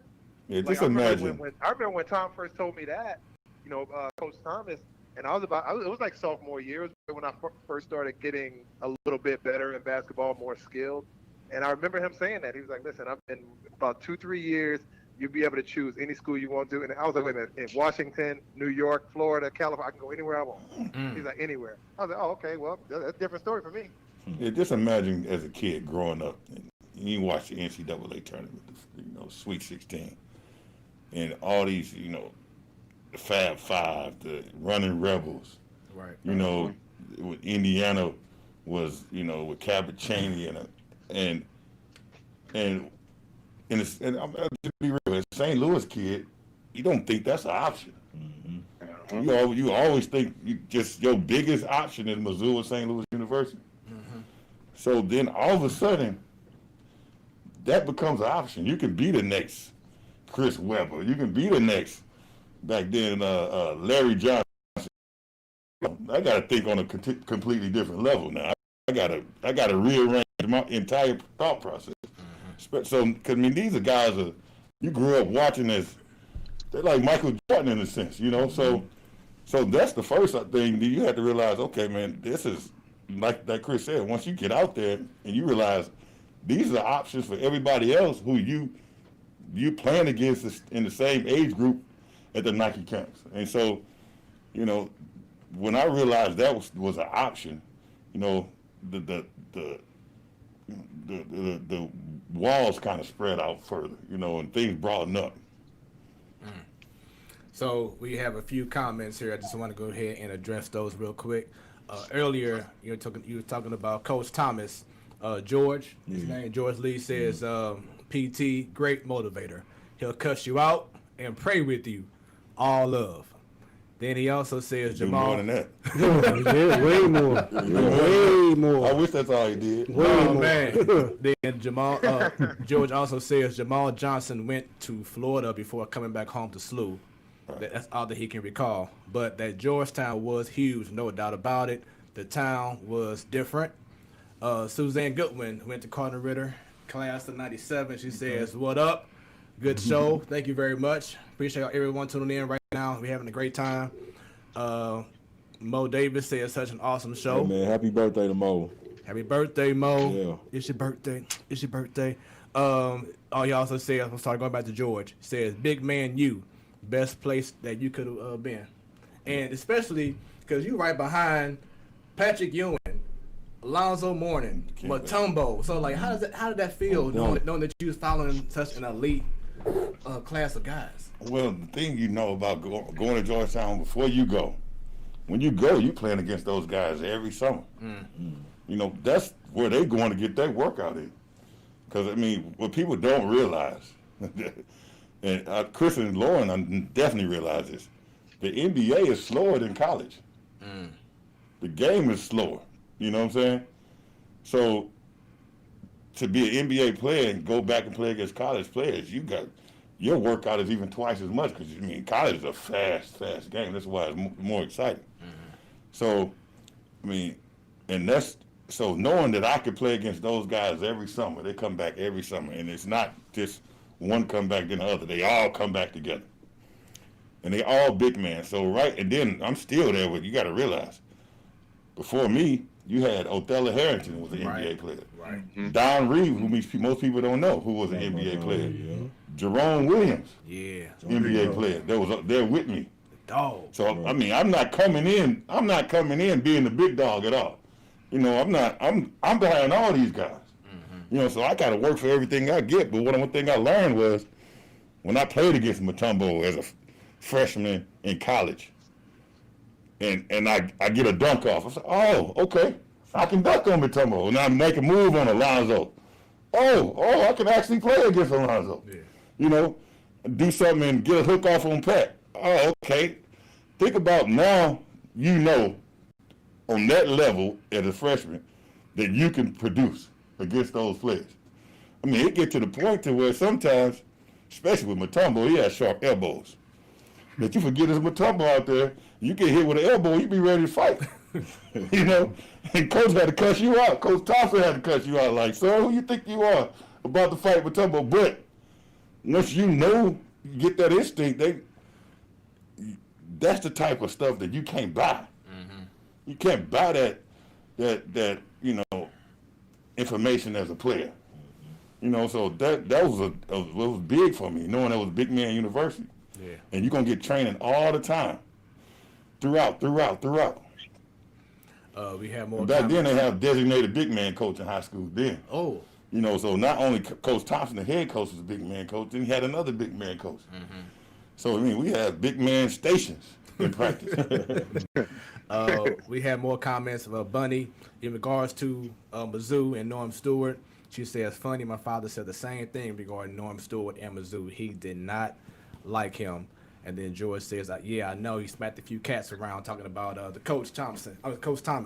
So that's just that's crazy. He went from PT to John Thompson. Right. Man, you just like them type of coaches, man. Man, shoot. Man, Bobby Knight one time was recruiting me. Oh. Right? And the Bobby Knight you watch on TV, the totally different Bobby Knight come in your house. Really? Bobby Knight come in your house. Totally different. Bring your mama over, call your refrigerator, get some cheese. And they walked to my refrigerator, get some cheese. So I told Tom, I was like, man, Bobby Knight crazy. Ain't no way I'm playing for Bobby Knight. He was like, look, man, Bobby Knight ain't nothing. He was like, you played for me. Bobby Knight ain't nothing compared to me. And I sat there and thought about it, and I was like, man, you're right. I could play for Bobby Knight without a problem. Because he prepared you for any coach you need. Yeah. Like, they wasn't going to be, so even John Thompson was, you know, he was, you know, really in your face. Bold, loud, big, you know. But and sometimes he'll look at me while he was yelling at me and say, wipe that smirk off your face. But really, I was smiling inside while he was in my face because I already been through this. And I'm like, I was just letting him know, man, I already been through this. Like, you can yell and we gonna get the job done. Right. But I'm not gonna be intimidated because I already been through this. Yeah. I've been through worse. You know? So, Chris. Yeah. Had Jahadi going to Georgetown under John Thompson. You went to Duke, man. For those who are like just dying to know, what was your experience playing under Coach K? Yeah, it was incredible, man. Incredible experience. But like Jahadi said, if you play for a coach like Preston Thomas, Tom, who smacked the crap out of you, I want to say S-H-I-T, you know what I'm saying? Like, you can play for anybody, man. You can play for anybody. And so, you know, it was different because, you know, it's different when you take in orders, you know, from a black head coach, right. You know, high school coach who was like our father figure to us, right? And, you know, he kept it raw. and then now you go play for this legendary white coach at a white university. You know what I'm saying? It was an adjustment, my man. It was an adjustment because like he getting on you. You looking at him like, you know what I'm saying? Just, it was different taking it from a white man like that. You didn't care how. Yeah, you knew who he was, Coach K, but it still was a different hit. You know what I'm saying? But he was great to play for. He gave you a lot of freedom on the offensive end. He's probably the best motivator that I've ever been around. You know what I'm saying? Just in terms of getting people ready to play, his teams, attention to detail, everything that it takes to be a legendary coach. He has all the qualities, man. He has all the qualities. It was the best. And like going back to it though, man. Going back to it. And this is what I really want guys to understand, man. People in St. Louis to understand. Like, it's harder to go outside the city, outside your state, and make it happen. It's harder, right? You don't get the local media pumping you up. You ain't, you know what I'm saying, where if you stay, it's harder. So the things that us three did, and look, I might be a little biased, but JAHADI went pro from Georgetown. Lauren went pro from Arizona. I got drafted, you know what I'm saying? That's harder to do, man. That's harder. Bradley Beal, it's harder to go outside your city or state to do what we did. You know what I'm saying? And, I want to address one thing, and this is, like my man Cam that played at Cardinal Ritter, you know what I'm saying? I want to address that. You know he was nice. I'm not saying he was nice. Very he was nice. nice. He was nice. But there's no way, man. Hey, tell everybody about the comment you talking about, man. So just give everybody that don't know. There's no way. There's no way. Look, I played with two dudes that played in the NBA. Like it was no like going. I played with JAHADI and Lauren Woods. Lauren Woods was a McDonald's All-American. JAHADI was an All-American. Wait. Is this the kid that Jamie you played in that clip and I was just that guy? Come on, Ed. Hey, Jamie, tell them the story, man. You're not just listen to my podcast. But I heard. What's the story? What's the story? Tell the story again. Tell us. Jamie got it. I ain't got no story, man. The dude was talking blasphemous. First of all, let me say this. From the Ritter, man, one thing I said earlier, we was raised, to be proper grown men and go out into the society right way. We pay homage to those that came before us. We don't talk like that. So I don't know where the young brother, I don't know where the disconnect came from. I know Preston Thomas wasn't there when he was playing. Right. So he didn't come from the same regime as we came from. He didn't come from Feckle and Emerson. I don't know if that's the difference, but the comments that he made, I won't even really touch on them because it was crazy. He was just talking about how he was the coldest thing to ever come through the Ritter. Oh, Lord. And we don't talk like that. So that's my part of the story. In reality, it's not true. I mean, I like B-Shy. I like him, but in no way he was. Man, listen, I'm not the coldest thing that came through, really. You know what I'm saying? And you talk to Chris and Lauren, they gonna talk about Julian and Smokey first. Right. You know what I'm saying? Just be real. They not gonna consider themselves the coldest thing that came through, really. And right. So, I mean, that's just. Honestly, that type of comment is so clownish that it really don't even need to be a response And to JAHADI, and fellas, you gotta do something once you leave Ritter. Right. You gotta do something. Yeah, you can't just fall on your face. Yeah. You gotta do something. Yeah, you can't be a local legend. You can't be like He's not really that. Ooh. I mean, he made noise, but he ain't. He not the Sean Tunstall's and you know what I'm saying? Like he not. You know what I'm saying? Like you gotta do something now. You gotta do something. In my opinion, hold on. Just listen to what, because I like I said, I addressed this on my podcast. And when Jamie played me the clip, I got a little peeved a little bit. But I think at that time I was doing something that kind of had my attention, so I didn't really pay it no mind. And then a month later, I was thinking about that. Now wait a minute, hold up. Now, let me just go down the line. But like I said, I'm not even gonna talk about who I think the best. Listen to my podcast if you want to hear what I said. But when you talk about guys in Cardinal Ritter that did what they did, and then you go on to the next level. And I'm not, again, Julian and Smokey, I think, they're like my idols coming in. Jahadi's like my idol. Chris and I grew up together. We've been playing against each other since we were 10, and he's been like an idol to me even since then. I mean, he was just always one of the best, if not the best, for a long time in St. Louis when we were there playing.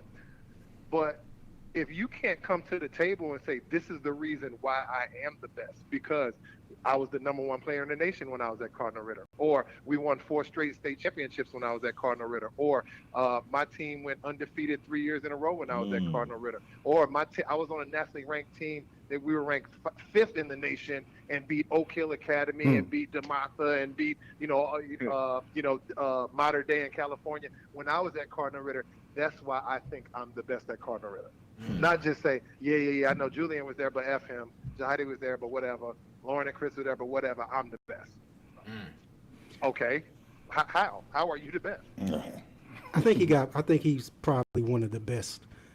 And again, everybody at Ritter, especially amongst us basketball players, like Chris and Lauren and Jahadi, everybody been saying, we all have different opinions on who is the best. In my eyes, I think the kid is probably one of the best bucket getters. Like he could score. He's probably the best scorer. I mean, Chris is probably the best all-around player. Some people might say I was the best shooter, but I'm not gonna come on. John, did you watch Cardinal Ritter in his time when he played? Yeah. No one touched the ball. I mean, it was I hate to say it, but it was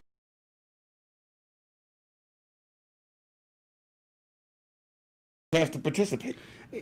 So anybody can be the best bucket getter if no one else on the team touches the ball. Well, yeah, that's true. But I mean, and again, I'm not disputing anything that none of my brothers are saying. But to get 2,700 points, that's a lot in my eyes. But just because you got 2,700 points or 2,500 or whatever, or if you average 30 or whatever, that don't make you the best. No, it's more to that. It's just more to it. Look, man, when you go to college, He play against Kobe. Hold up, Lauren, 1 second. When you go to college, first thing they tell you is what? First thing your college coach tell you, especially when you leave your city. Soon you go to college, first thing your college coach tell you, I don't care about your high school stats. Right. All that, how much you score, that don't mean shit to me. Right. That's first thing Tom said to me. That don't mean shit to me. Yeah.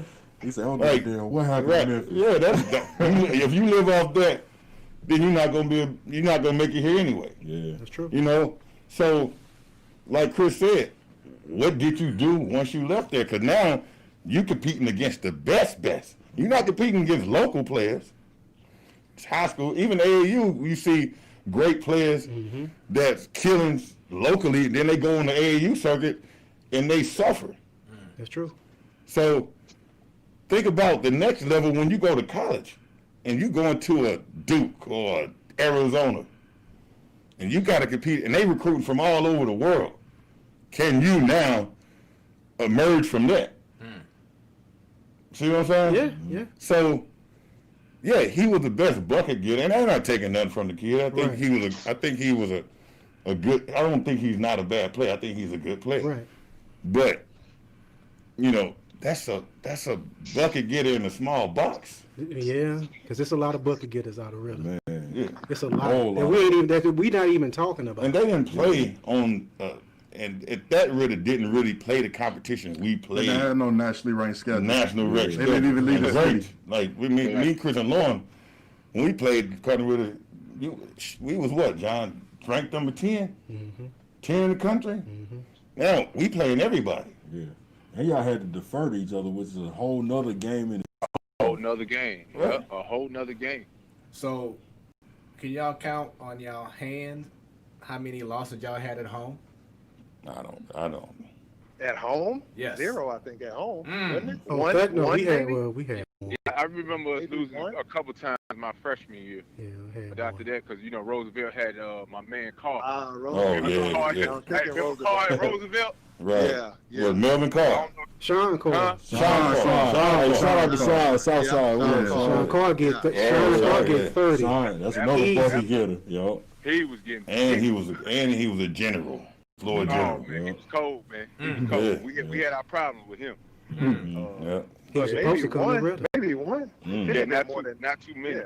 Yeah. Not too many. And then all our home games, the big games, they wasn't that Cardinal Riddle. Right. You know what I'm saying? Gotcha. Like you said. True. Yeah, Gotcha. the Normandy tournament. Yeah, we played on that. You know what I'm saying? And Lauren, you went to Wake Forest, then Arizona. Now, when you went to Wake Forest, were you on the same team with Tim Duncan? Hell yeah. Yeah. He started. Yeah. Right out the gate. So tell me that experience being at Wake Forest with Tim Duncan. Man, you know what? Anytime I'm asked this question, it's always, you think about the Tim Duncan that ended his career in the NBA, Hall of Fame player, right? But when you go back in the '90s, everybody was cold in college for sure, and like Tim Duncan, he was the best player in college, but it wasn't like. He wasn't like a superstar walking around. It was just like, he's just the best player. Now it's different. Zion Williamson, when he was at Duke, he was like a global phenomenon. And, with social media and mass media, but just going up against, we just call him Timmy every day. It definitely helped me for sure.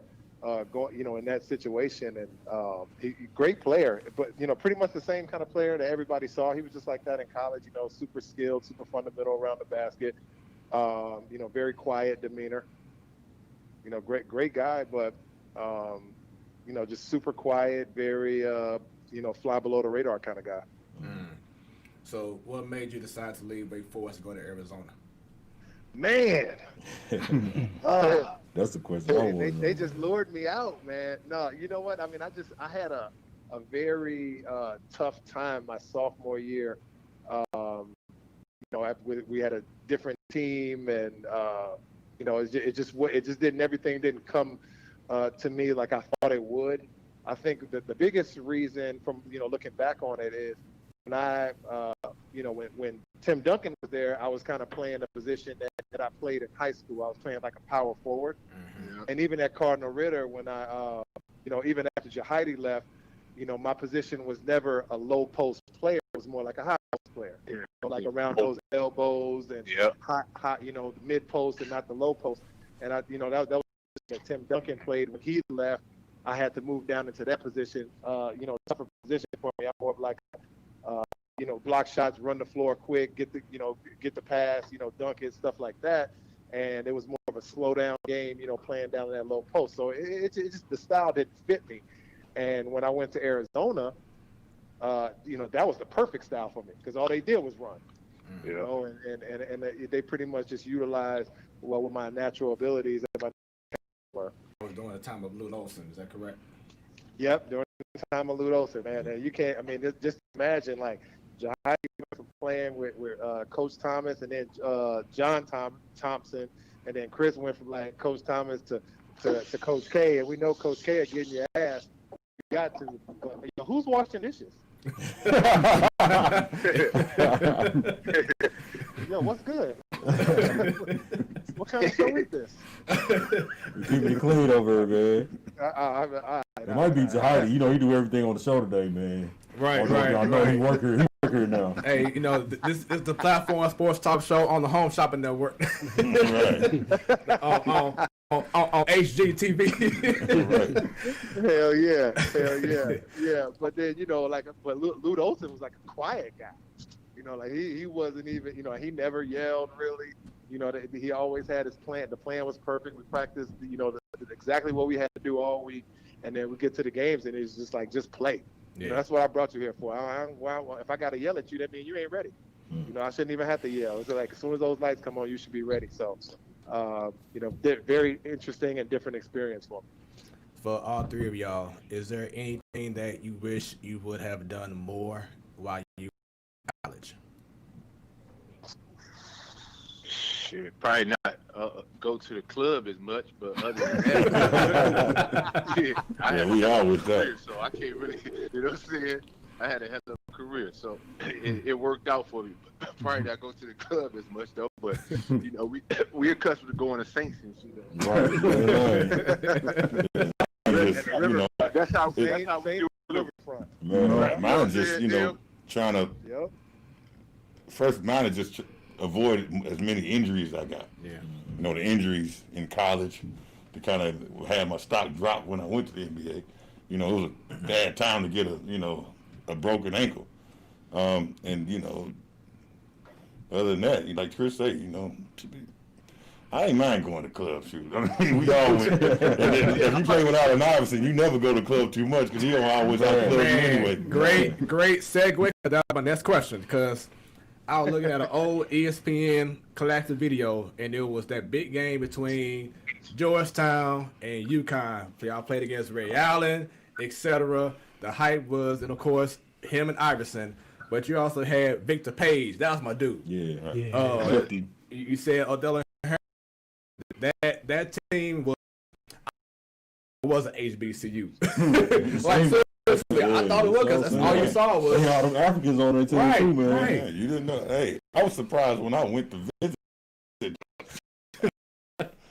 Hold on, where all the brothers? Yeah. Look at Georgetown it's almost like, it's just like Wake Forest. You know, it's a lot of international students, and a lot of just straight nerds. You know, that's there for, you know, a top education. I mean, it's a half a step away from an Ivy League. You know, and I assume that's good. So when I got there, I'm like, man, but the whole basketball team black. Couldn't even pronounce half the name. Oh man, but you would, you know, so, you know, and one thing is that, and it's almost like Lauren said about Tim Duncan. On special. You're not special at Georgetown. Just because you play basketball, you're not special at all to the other students. Like, or the professors. You got to get it like everybody else, you know? And I think that really was a good thing for a very humbling experience, because I didn't have to go through now, once you leave, as soon as you step off campus in the city of Washington, D.C., oh, you a superstar. But on campus, you ain't nobody. Yeah. So pretty much no rock star treatment. No, man. Lauren, what about you, man? You congrats? No, man, please. Like, Arizona that was like the NBA. It was great. I can't wait for it. Was Wake Forest like that though, Lauren? Man, the classes were hard. Like, you know, I had to study. I had to go to class, all that. Arizona was a party school. Yeah. Man, they were awesome. I'll say, but this how college supposed to be. You know, like the Blue Chips movies and all the movies they got game. That's Arizona, baby. Right at home. Yes, sir. Yeah, I had that experience. So how was it playing though with Iverson and the other fellas in that time frame? Oh man, it was. I mean, it was enjoyable. Yeah. But one thing, it's like watching Jordan documentary, but in a completely different way. And all of them was like this. Vic was like this. I mean, it fights every day. Because they didn't love each other, just because everybody wanted to win that much. And then, you know, and in Georgetown, there was a lot of players who didn't know how to express it. You know what I'm saying? They from backgrounds where they sometimes didn't know how to express how much they wanted to win, how to talk to the players. You know, so, you know, sometimes the bus rides home from the gym would be terrible. Everybody had to be quiet, like whisper the issue, because Coach Thompson, she still was the godfather. But I mean, it made, in a weird, you know, unique way, in our own way, it made us a real good team. Because it was all about accountability, you know. And Vic and Adam used to get into it the most. And they were best friends. They were the closest of all. And Chris, tell us about, I know you played along with Shane Battier, and was that Jason Williams too? Is that correct? Dunleavy, Boozer. Yeah, Dunleavy, Boozer. McGetty. It's a big fella. Yeah. Elton Brand. So I know that. So tell everybody about that experience. Yeah, man, it's an off the chain experience. You know what I'm saying? That's what I'm saying, man. Like, you know, JAHADI played with Iverson, one of the best players to ever do it. Lauren played with Tim Duncan, one of the best players to ever do it. You know what I'm saying? Like, those experiences and the guys I played with, man, the Boozers, the Jay Williams, Dunleavys, Trajan Langdon, saying? Nate James, Battier, McGetty, Will Avery. You know what I'm saying? It's just, it was That's just what big time I was players. saying. Yeah, That was my favorite just point big time. guard. Yeah, big time players, man. Just big time experience, man. And I think Jahadi said, I would have did the same thing all over again. Ups and downs, trials and tribulations. I'd have made the same decision. I think Lauren, he ended up making the right decision. Getting out of that, recognizing that Wake ain't a hell of a career. Yeah. That's hard too. That's really hard. That's hard too. And it's even harder because then you had to lose a year to transfer. Like you had to wait when around. you leave, man. You usually sometimes take a step down. Yeah, to be able to be good enough to take a step, equal or a step up. Yeah. And a high profile, like it's hard because he was a McDonald's All-American. Yeah. So like now it's like, all right, they really all eyes on you. Mm-hmm. Okay, motherfucker, it didn't work at Wake Forest. We're gonna see who fault it was. And think about the pressure. Yeah, it's a lot of that's a lot of pressure. So Lauren had to deal with the pressure of with Duncan. Is he gonna be the next Duncan? And so now he leaves. He got to go to Arizona, and now he's looking like, yo, McDonald's. He had to deal with two different types of pressures. Mm-hmm. And he came on top, and Jahadi, being at Georgetown, like you said, the guys that he named, you forget about those guys. Like, damn, those dudes was good, man. Mm. And now you got to wait your turn. Like, back in our day, we had to wait our turn. You know what I'm saying? We weren't coming in, we had to wait our turn, and we getting shit from back home. Like, these guys, they're going to be on their first plane ride back home, first train ride back home. But, what you got on the phone, man, is guys that we put on for our city.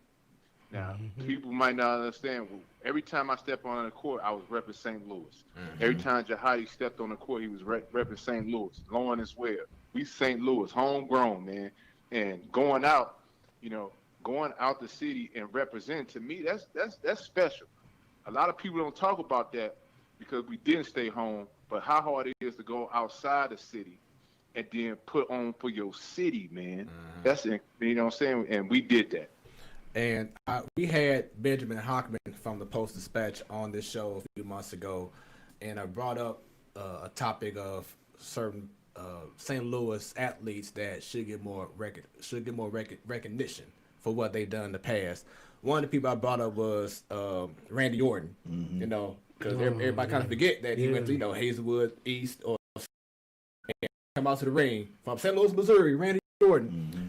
But just hearing this conversation here, y'all need to be showing more love as well.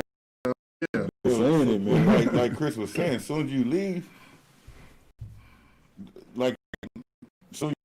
which they pray for your downfall. Mm-hmm.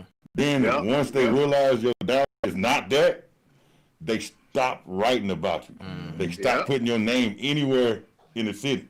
So basically, hopefully, like, you just kind of die out. Mm-hmm. You know what I'm saying? And then they find somebody else to really put their name around, somebody to stay local. Yeah. This is a unique city. I never seen another place like this, that does that. Yeah. But it's so even those like Chris and Lauren and myself, like you said, we made major strides. Right. To be able to, we had to really take the brunt of a lot of stuff, and we had to face a whole. Yes, going to St. Louis U would be much easier for us. We won every time. It would have been an easy road. Right. I mean, it'd be a way much easier road. I'm talking about while we were there playing. In those years we played, it'd been 3 times a much easier road. We took the harder roads. You know what I'm saying? We took the roads of having to deal with the best in the world.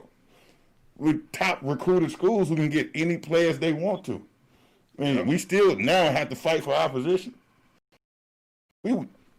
Louis U is easy. Not fight for anything. Have everything that I win. Then have the local super city. Right. You know what I'm saying? But locally, we'd be great.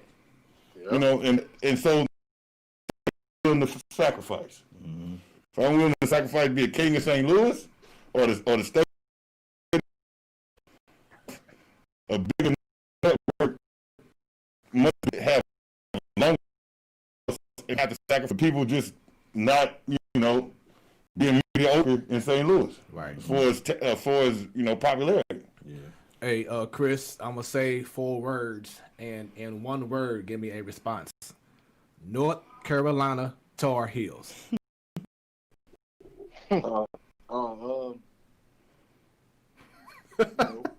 Shit. That's it right there. That's it.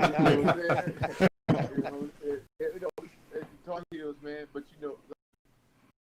7-3 record against them, 7 wins, 3 losses.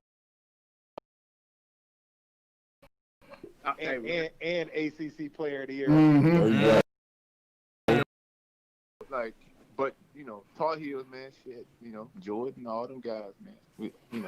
They make the rivalry. They make the rivalry. So, was it really hostile playing at North Carolina compared to, of course, being at Duke? Yeah, no, Duke was, that game is the game of all games, man. If you got a chance to play in that game, it's the game of all games. And when I was in school, you got Vince Carter, you got Antoine Jameson. So you know what that's like. Yeah. This when he was half man, half amazing. You know what I'm saying? Even before, so he jumped way higher. You know what I'm saying? You matching up against that and that legendary coach, Dean.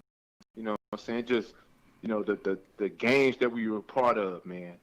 Like, Georgetown, Syracuse in the Dome, Georgetown, UConn in the Big East tournament in Madison Square Garden. Arizona, what I'm saying? They played, long we got 2 guys on the phone that played in the Elite Eight and unfortunately championship games.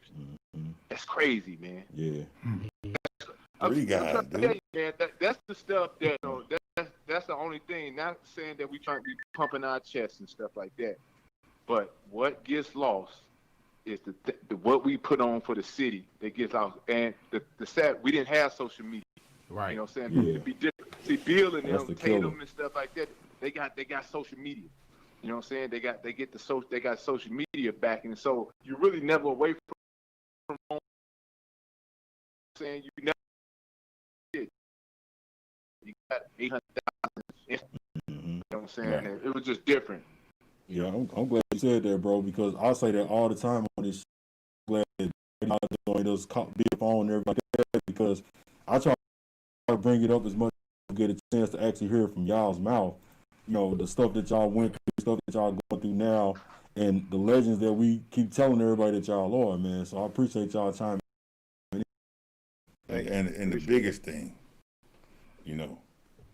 is when you go into high school with these guys, and there's an NBA game, and you playing against them, and they probably didn't even know that. Man, that was the most amazing thing to me. Like sometimes, like being able to play against Lauren in the NBA.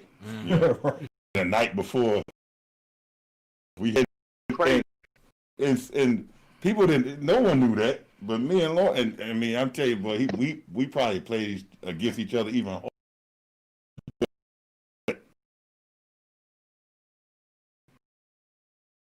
Best friends. NBA. That's rare. I mean, how rare that is. Lauren, Chris, JAHADI, about the draft process that y'all had to go through. Was it real stressful? How going to draft night and getting called up, or getting that phone call? Draft night tough. I like. That's one part I would want to go through again. That's one, because it's not just draft night. You got to understand all the individual workouts, all the camps to get your rating and your value up high as it can go. And then you got to think about, okay, where you got to start from. Me personally, I didn't play my senior year at Georgetown because I came off of a broken ankle, so so I've had to build everything up. I wasn't even supposed to be playing. I wasn't supposed to be doing any individual workouts. I wasn't supposed to be doing any camps, but you got to do what you got to do. So that process to me is one of them that I was glad that was over with, that part. Now let's play ball. Let's play ball. it's to me it's not as bad as the football combine, but it's similar. Yep. I mean, the worst night of my fucking life. Wow.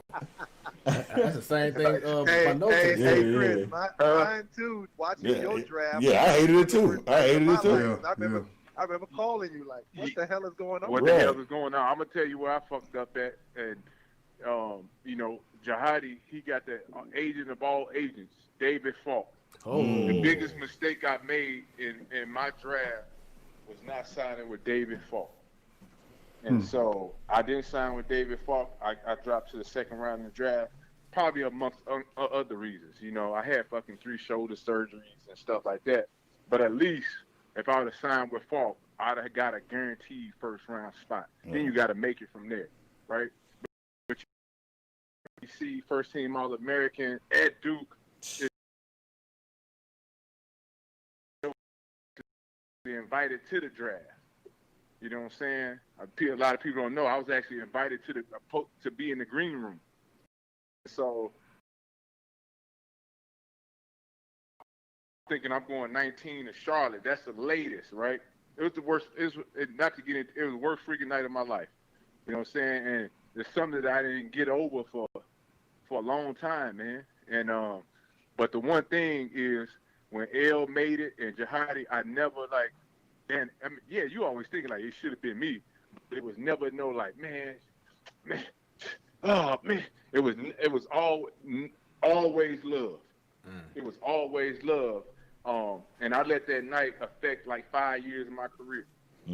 Wow. I let that one night, and so my thing was once I got over it, I said I'd never let another young guy when it comes time to deciding or choosing an agent, or going through the process, you know what I'm saying? Like, and I worked hard, you know what I'm saying? I had 12 NBA workouts. I worked hard, but I also say, like, you kind of, when you get older, you kind of look at it like, damn, yeah, I worked my ass off. I probably should have did more. That's why, that's why I said the club and all that stuff and the girls, you know what I'm saying? You kind of point yourself, but I say the biggest thing was not having a great agent. I should have chose Falk.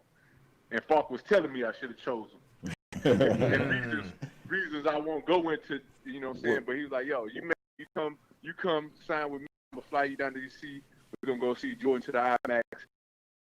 It's going to be all good. Well, you got it's all good. Yeah. If I got John, and John is the number 1 player in the draft, and I got you and you number 4, I got leverage. He got yeah. I got leverage with teams. You want him? You better take this other one on your neck. It's got to be guaranteed. Right. And he's telling me this. He's telling me this in the meeting. He's telling me all these stories, and I'm like, I'm looking at this dude like he crazy. Nah. You know what I'm saying? I'm looking at the thing, and they gonna have. I ain't never went through the process, but it was the worst. It was the worst night of my life. It was the worst night of my life. So imagine going around, you know what I'm saying, Heidi in the league, then after me, Lauren in the league, for 4 or 5 years, they looking at you like, yo, man, yo, what's up with you? You know what I'm saying? You go, I ain't talking about locally. I'm talking about I could be in L.A., I can be in Vegas. At that time, I'm still kind of a name at that time, a face. They like, yo, man, when you gonna get to that league, son? When you gonna get to that league? You know what I'm saying? And it don't happen. It don't happen. And so now, trying to deal with that, like, damn, your biggest failure in life at that point you think is not playing in the NBA. How do you rebound for that? Guys, they go to rehab for that shit, man. PTSD, right? For real. Alcohol.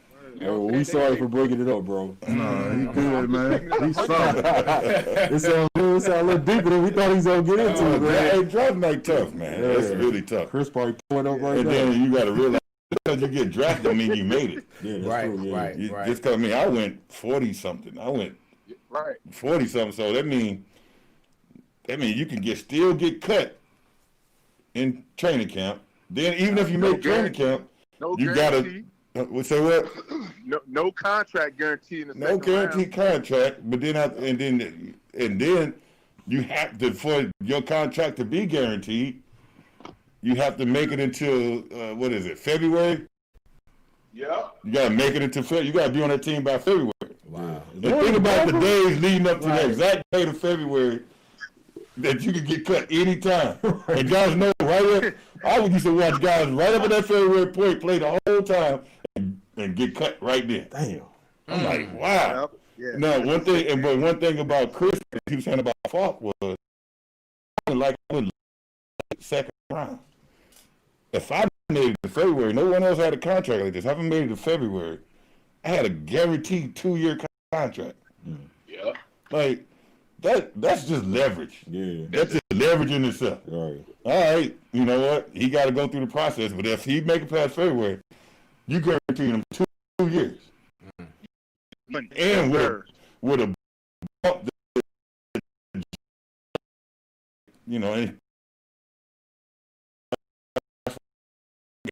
got Patrick, I got Lonzo, I got Jordan, got Allen Iverson, Juwan Howard. The league can't the league hurt themselves if they play. And I mean, think about Rich Paul, how much leverage he got to the point now the league is saying Black Lives Matter.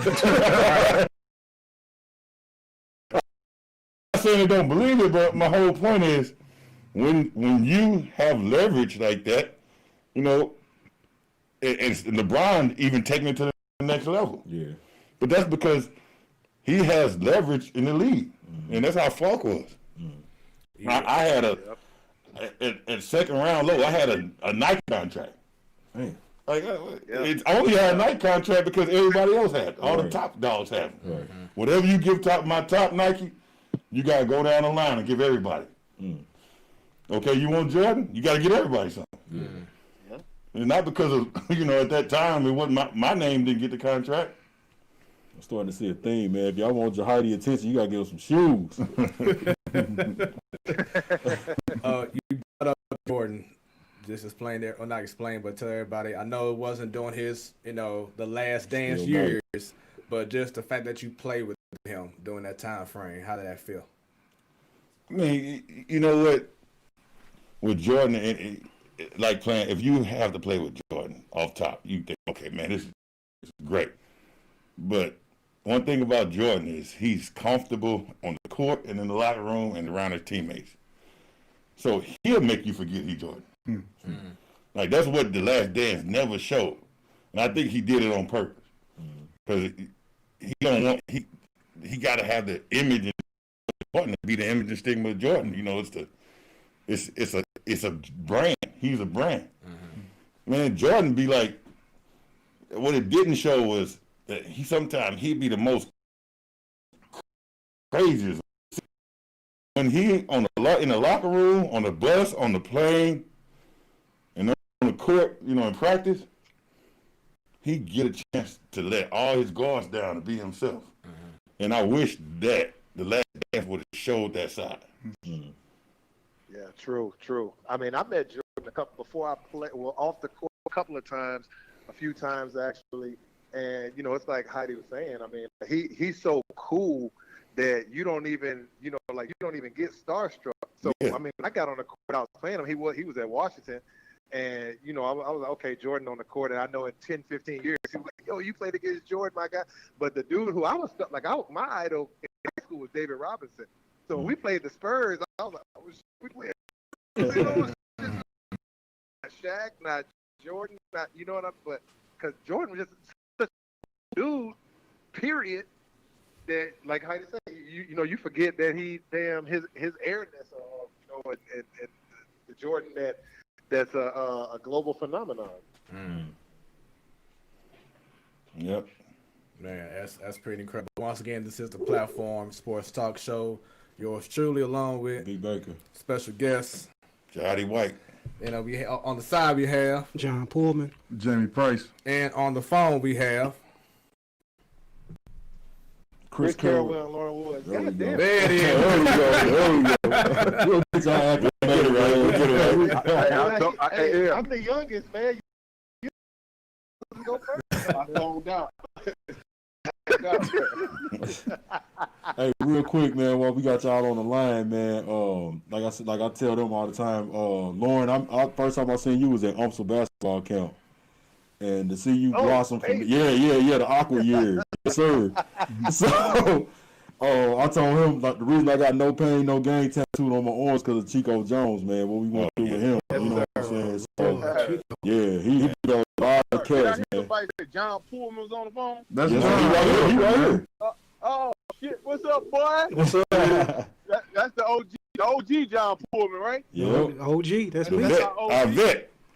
I bet. What's up, JP? Gotta shout out JP. Yes, sir. Hey. The shooter. The shooter, baby. Yep. That's exactly what it is. And then Chris, like I said, man, you was Come to the party. Come to the party. No, I'm locked in. I'm just like, yo, John Pullman. Like, hold up. yeah, it's via phone. That's JP, He man. got the perfect last name, don't he? Because he'll pull it. Yeah, cool, man. Let it ride. Yep. Man. But like you said with Chico Jones, man, he need more accolades than he gets. Man, thank you. He need more. Yes, he do. Yes, he does. I mean, all the best does. went through him. And he didn't get anything from it. He wasn't like the guys these days that, you know, well, if I'm gonna be a guy, you know, I respect you when you make it to the league. He did it all out of the love of just making guys make, and that's the difference. All of those coaches and the guys that was involved with us back then, they wanted players to be somebody, make it out of here. Yep. You know, and Chico, man, us running those hills and lifting those weights. Man, he'll talk about him for 45 minutes all day straight. Chico was crazy, man. He was great. Crazy. And the good If he wasn't crazy with you, I mean, you couldn't hoop. He ain't see no potential in you. Right. Chico make you lift use every machine, every weight in the weight room, and then you go hoop. Yeah. I can't lift my arms, Chico. I mean, So but one thing about Chico is he was a good trainer because he knew he wasn't trying to build football players. Yeah. You know, he knew the science and the technology behind how you lift them to be a basketball player. Yeah, getting more shots up and everything. That's what he kept telling you. It's always in your legs first to get your core together. Right. So he had us on the wall right out the gate before we even start doing all the other stuff. And then you go around them hills outside, boy. Man. Yes, sir.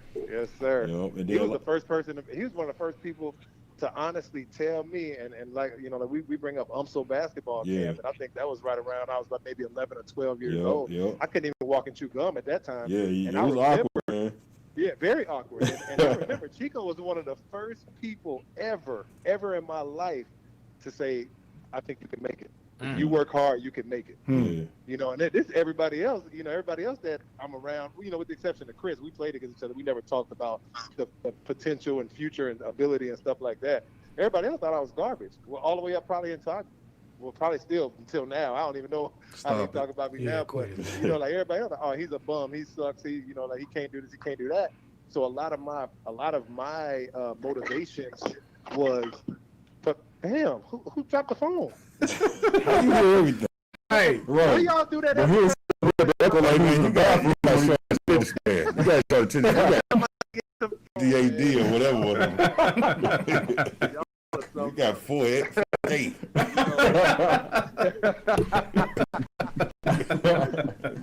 1080p, man. Finish the story, man. I got so much love for Chico because, like I said, you know, like this was back when, you know, I couldn't even walk. I'm tripping over everything, couldn't catch, couldn't jump, nothing like that.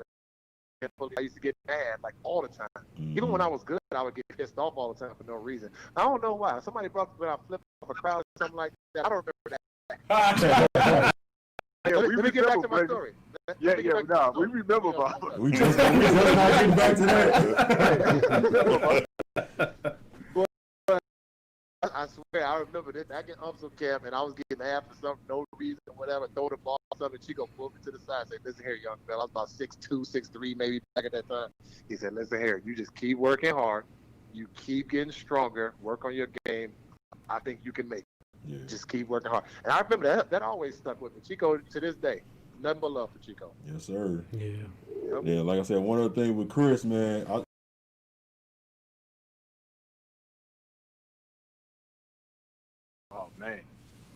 Man, we had some ballers, baby. Man, some legends came Marlo. out there. Marlo was cold. Yeah. Marlo, and what's the other homeboy? Marlon Pepper. Yeah. Pepper. Yo. Yeah, man, we the kick.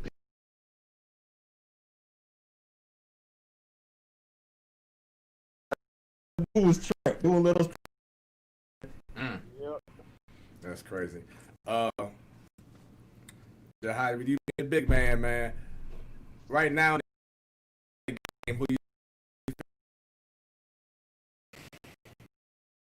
See, I mean, it's hard to say big man because Right. you gotta. It's not everything is so transitional. You know, even the person I think. So you got to say, okay, is it you mean a real big man? Yes. Real big man, Heidi. Don't try to get out the question easy. Answer the question. The real big man in the game right now. Yes. I like AD. Oh, okay. I like I it. like AD.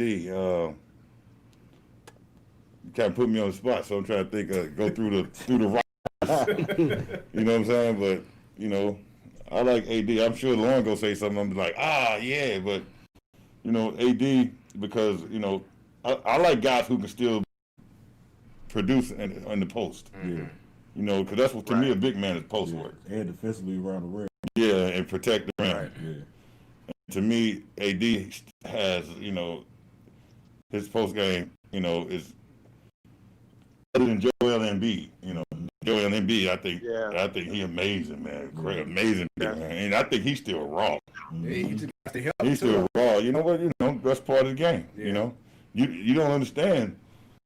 You're playing 100-something games. 7 foot something. You banging. I mean, that's that size. You're gonna deal with some injuries. Yeah. You know, Joel Embiid and AD are my top 2 best big men. Okay. And then And it's based mostly off skills and footwork. right. You know what I'm saying? And who you say all time?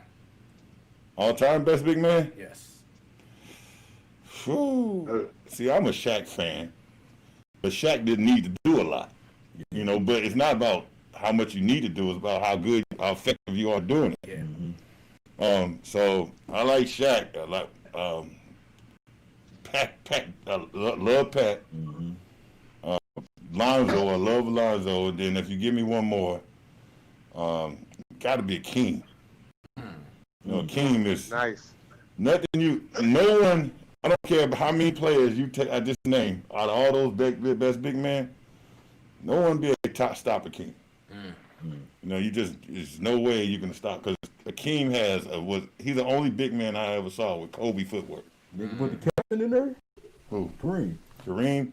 Kareem, man. Right. Kareem was my first fan. I'm a big Lakers fan, so Right.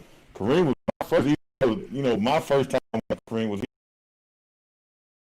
childhood. That's all he pretty much did at that time. Right. You know what I'm saying? So I didn't really get a chance to see Kareem in his prime. Milwaukee, Yeah, I saw Kareem that was just he'd do a sky hook from the free throw line. boy. You know, He won a game like right? Do y'all feel even though he has 15 million rings that Russell, man, I say the Shaqs and Kareem and Hakeem, you know, etc.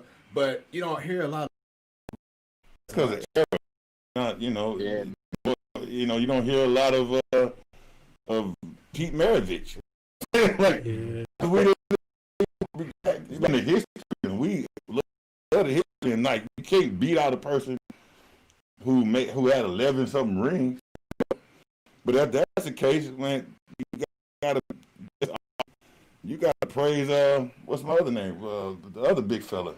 Will Chamberlain. Yeah. You know, Will Chamberlain. You know, Well, he didn't get mentioned ahead on because there's no video footage, so you going strictly and on then when you facts. do watch video footage, you are like, wow. Yeah. When I watch video footage of Wilt and Bill Russell, I'm like, Wilt was way better than Bill Russell. Yeah. Not saying Bill Russell. I mean, Bill Russell is a legend in the history, and he gonna go down as he changed basketball. Right. But I just feel like Wilt Chamberlain should be talked about much more. Man, you know, my analogy for that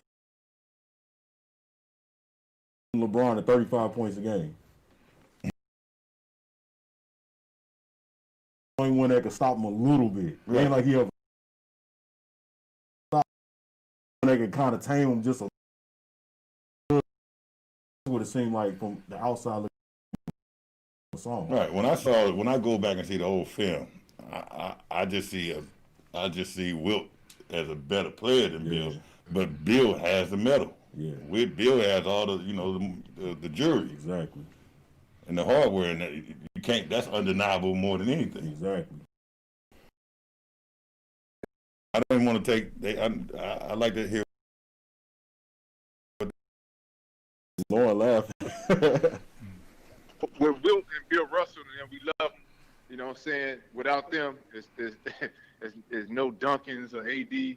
But it's hard for me to go for a guy who was playing against a guy who did insurance in the summertime. You know what I'm saying? I love them, man.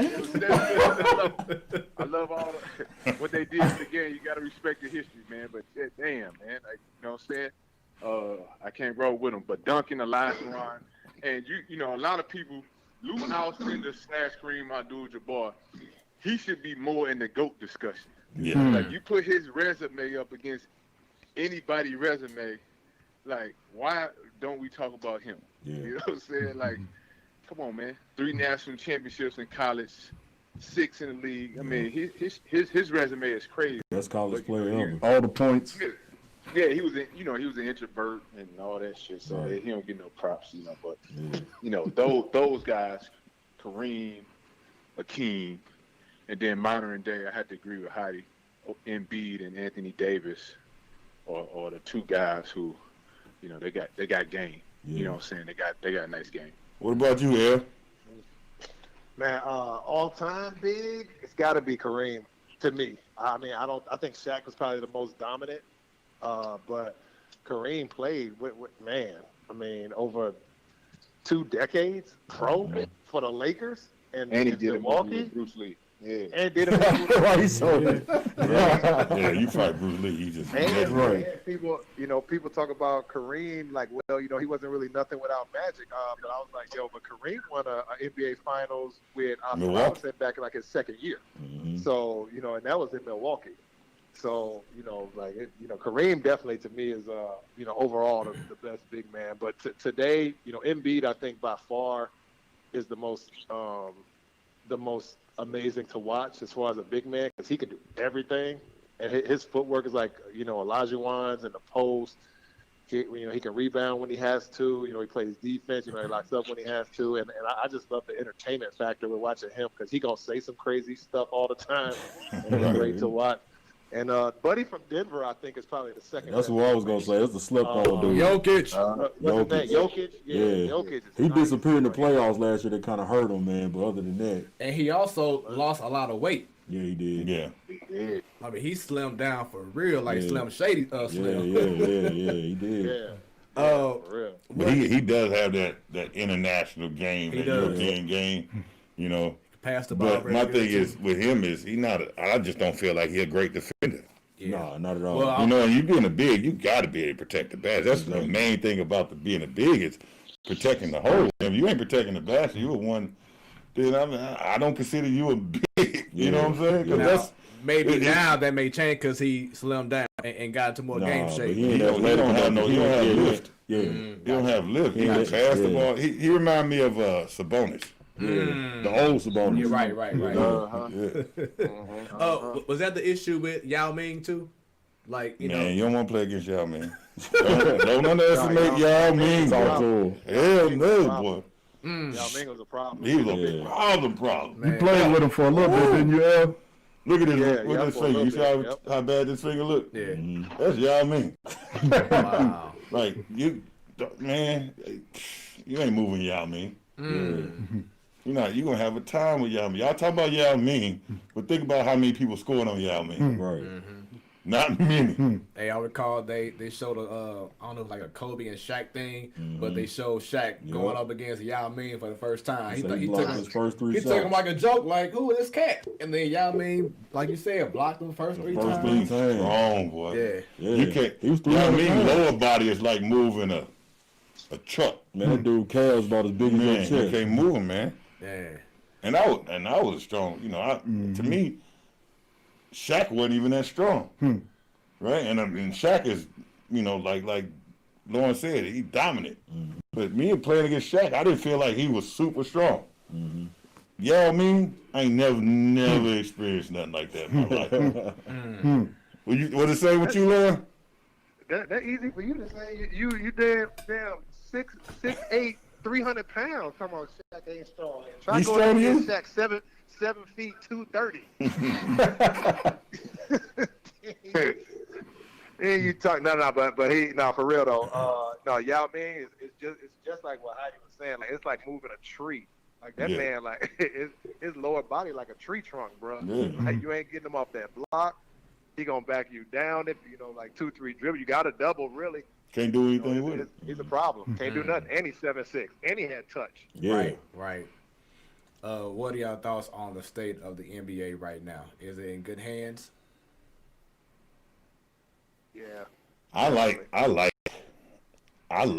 the NBA. I wish some of the NBA was like it is now back in my day. You know, not so much as the rules and, you know, the big man is kind of obsolete. But it's a players' league now. You know, people always said it was, but it wasn't. You know, behind the scenes, we had no voice. You know, just didn't because we didn't have a LeBron, and Jordan was the first one, and Jordan really, you know, he had to break it in differently. You know, but if we now, you know, it's a players' league, and if the players like, you know, NBA every year we come back, and they'll tell us these are the new rules. And sometimes the rules will be awful, the new rule changes. You're like, well, that just don't help me out any, you know. But now, if they tell you these are new rules, and you're like, nah, the players will come together like, we don't like it. That rule will change. NBA is like, I love how the NBA is, you know, all about the players now. Chris? It's soft as hell now. right. I'll wait on that response right there. It's super soft. I don't like how it's soft, like, you know, because that was part. They don't understand. They try to make it more entertaining by making it soft, right? To make it more faster. But that was the most entertaining part. Exactly. You know how the physical part. You know, as bad as the bad boys, it just was ignorant. That was, you know, you love watching the bad boys. You know, and it bred better players. Yeah. You know, not players flop all everything. It look like a piece of bologna out there. You know, just everything just flopping, and you know, no toughness, no real. They got no real grit out there no more. And then plus, everyone loves to see a great game of evil versus good. Right. You know, let's see if we can take down this bad team, or let's see if this bad team can really take down this. Or they get all the praise, you know, stuff like that. So people like to see that David versus Goliath, or, you know, good versus evil matchup. And you don't really have that nowadays. Well, not only that, we all from the same era in the 90s where you play a good team, you got 4 hoopers, and then you got this little goon over here. You know, he got 6 fouls. He gonna use. Oh, man. You know what I'm saying? That's what he there for. Dude going off. He went off for 40 last game, so we finna put you on him just to frustrate him and slow him down a little bit. Right. So now that's like what I told you a couple shows ago. The worst thing you could have did from high school on up was wear tape on your fingers or ankle brace or a knee brace. I know I'm gonna hit you first. And they can't do that no more. That's a fine. Ain't no Robinson. No Robinson. Yeah. You know what I'm saying? You know, nobody really getting into your head. You know, just being no Bill Lambiers. You know, it's terrible. You know, but not like back then. You said a coach would. Being a goon would give you a starting spot. You know what I'm saying? Shoot, ask Anthony Mason. Shoot. Yeah. Charles Oakley. Somebody tell me what was Charles Oakley's best offensive move. A 15-footer with one of the you don't even know. Try to make some up. You don't know. I don't know. Chris and Lauren, y'all thoughts on the state of the NBA right now?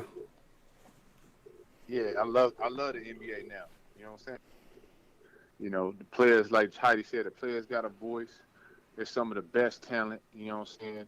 And, you know, we grew up in an era where, you know, we were tough.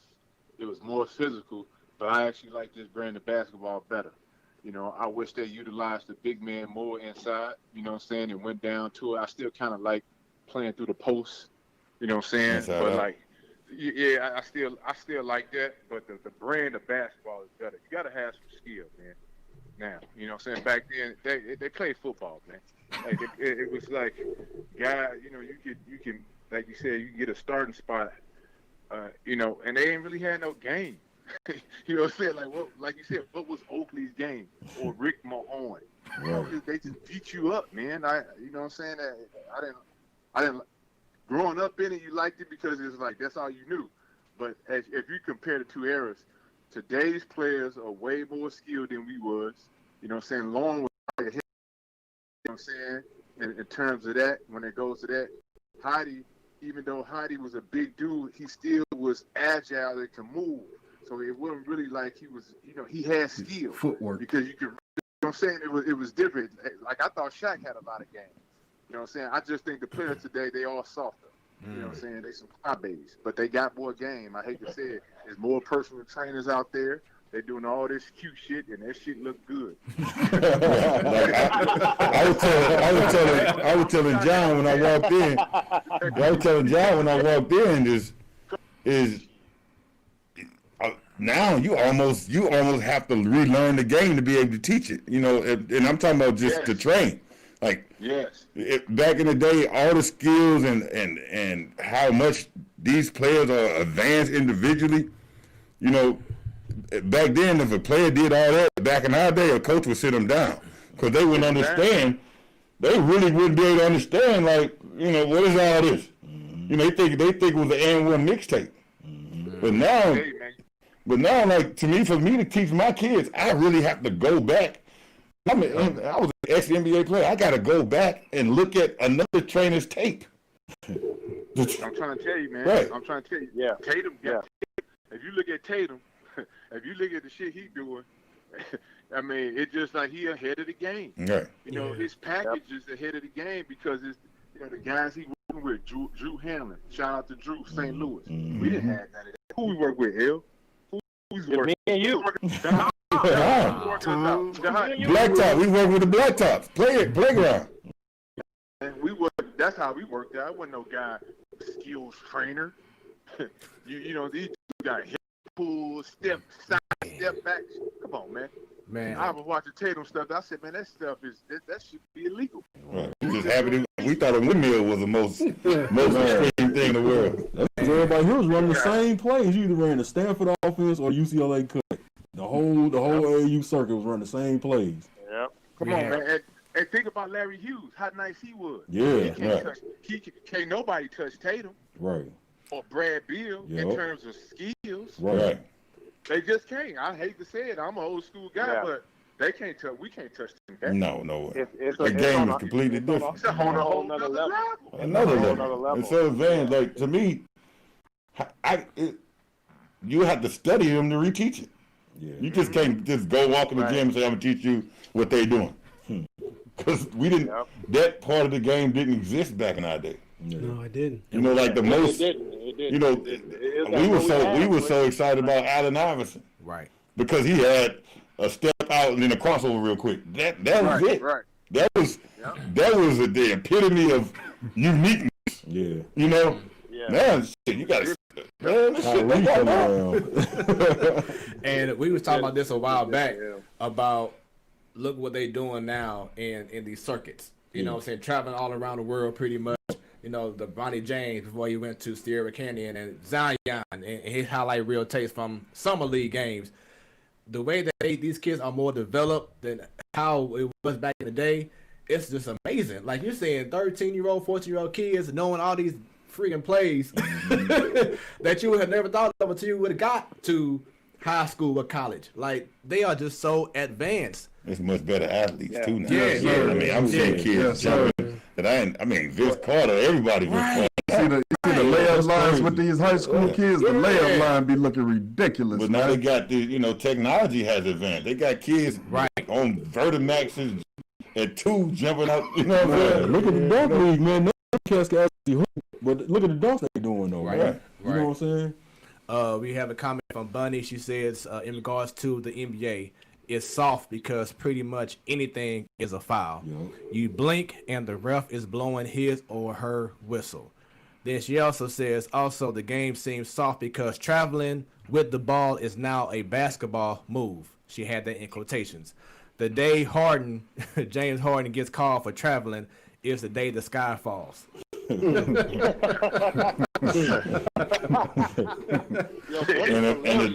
that time that the ref did call traveling on him, you got out the league. No, you don't even know who that ref is. Right. They got rid of him. Yeah. You making stuff up. Got an APB out. He in high school. He's back in high school. My last question for y'all before we go, and once again, this has been an incredible show. Yeah, appreciate everyone y'all. who's watching our social media pages on the screen right there, so you can't say you don't know where we at. Lauren, Chris, if y'all don't mind, sharing this stream afterward, let everybody know about the platform Sports Talk Show as well. But y'all thoughts when you found out about the passing of Kobe Bryant? Oh, man. You can start with that one, El. Yeah, man. It hurt. It hurt. Well, I mean, even in my time, I've lost a few guys that I was teammates with, that I was friends with. Michael Wright, University of Arizona, rest in peace. Jackson Vroman played in the NBA, played in the overseas, rest in peace. And so many other guys. It was hard and it was personal. One of it because he's in the same class as Chris and myself growing up. He was always at all the camps, all the Nike camps. And I remember the first what was the camp that me and you went to, Chris? The first one that they had, NBA Players Camp, NBA Players Association camp. And Princeton, and New Jersey. in Prince, and you hate to see somebody who is such a he's like bigger than the game. I mean, this guy he took a lot of flack for being like Michael Jordan, imitating Michael, man. But man, he talk about that was Kobe Bryant, and you talk about you can't outwork. Even when I was in the NBA, I remember hearing for all the years that I played in the NBA and the years after, nobody was outworking Kobe Bryant.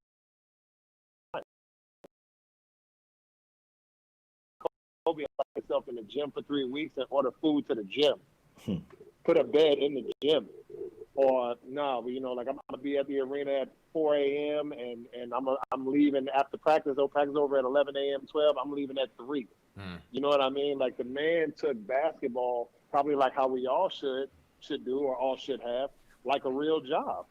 10, 11, 12 hours a day, watching film when he wasn't playing, talking the game when he wasn't watching film and practicing, and then get out on the court that you see out.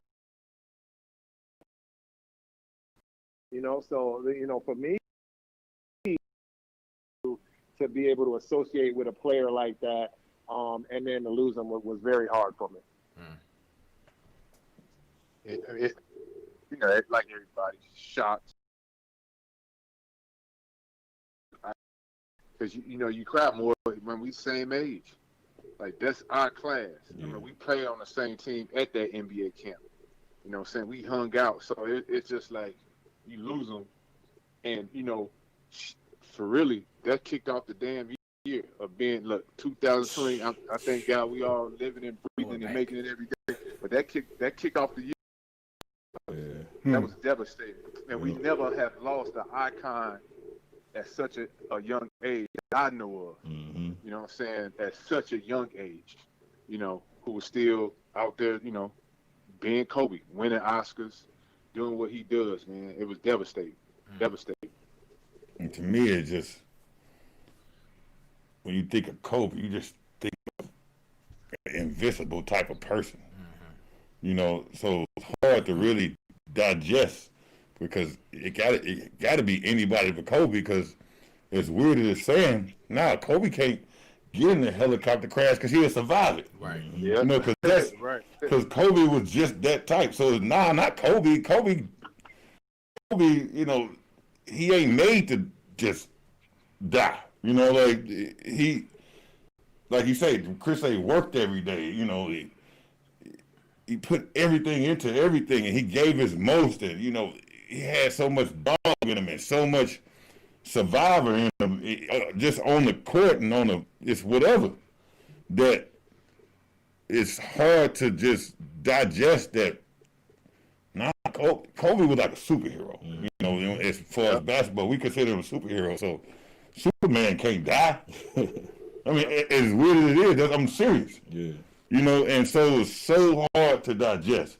And then when you had to just digest it, it's just a somber feeling of just, you basically just, me personally, I would just stay in the house for 4 days, didn't want to talk, had a just I just wanted to be by myself, you know, because, and it's no matter how you felt about him, if you loved him, if you hated him, and you competed against him, your respect for Kobe got to be the utmost respect.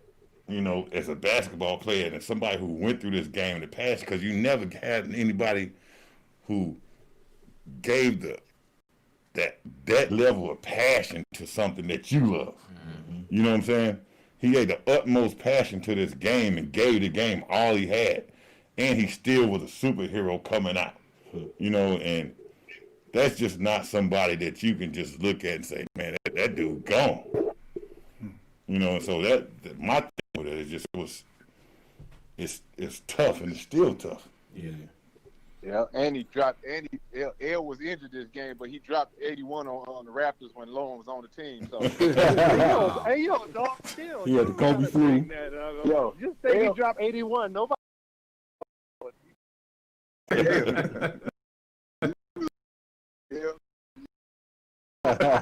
He could say I was. Hey, it's all good, L. Only people remember is Jalen Rose. Oh man.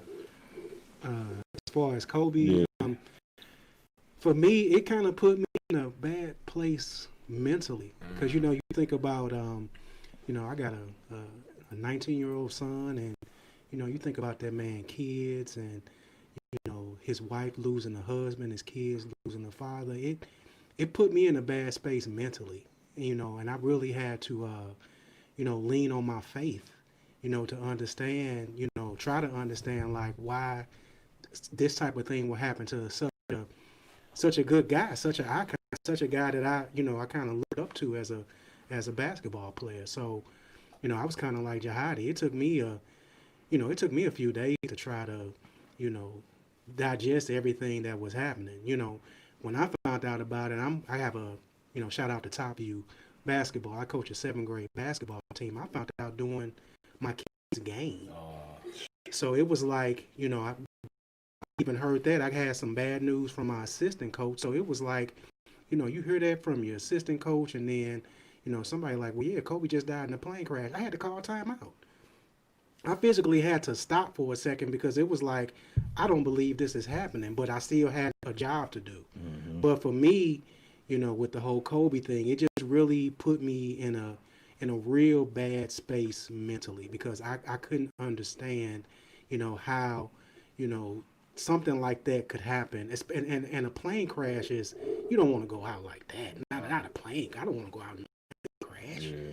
You know, and to think about, you know, how it happened and where it happened and everything, it was just a lot for me mentally, you know. So, you know, I think I was like everyone else, tired about it. When you know, people talked about it, you know, it really hit home for me because it's like, you know, that woman lost her husband, you know, the kids. You think about all that, man, and it just touches you, you know. It just really touched me, you know. So for me, you know, I still trip off it from time to time. When you see stuff about Kobe on TV now, it still touches you in a certain kind of way.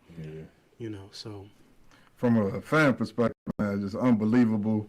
The world stopped. Only time I had a feeling like that was when I heard Michael Jackson died. Yeah. So it's like that kind of level from a fan perspective. And then just like Lauren and Chris said, I ain't know him, but he class of 96.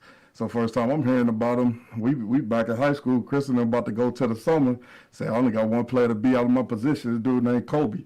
Like, who is that? Hearing about it from then and watching Lauren in the McDonald game, he playing with, Kobe.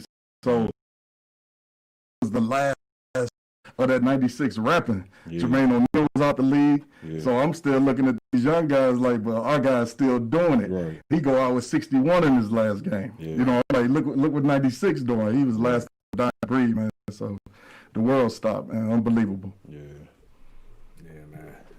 Definitely sad. And then like you said, it's like the highlights like, man, it can't be real that he ain't around. Yeah, right. And then like you brought up earlier about the helicopter, my mindset was, man, this Kobe. We gonna see him all of a sudden just do this on camera, like over here, right here.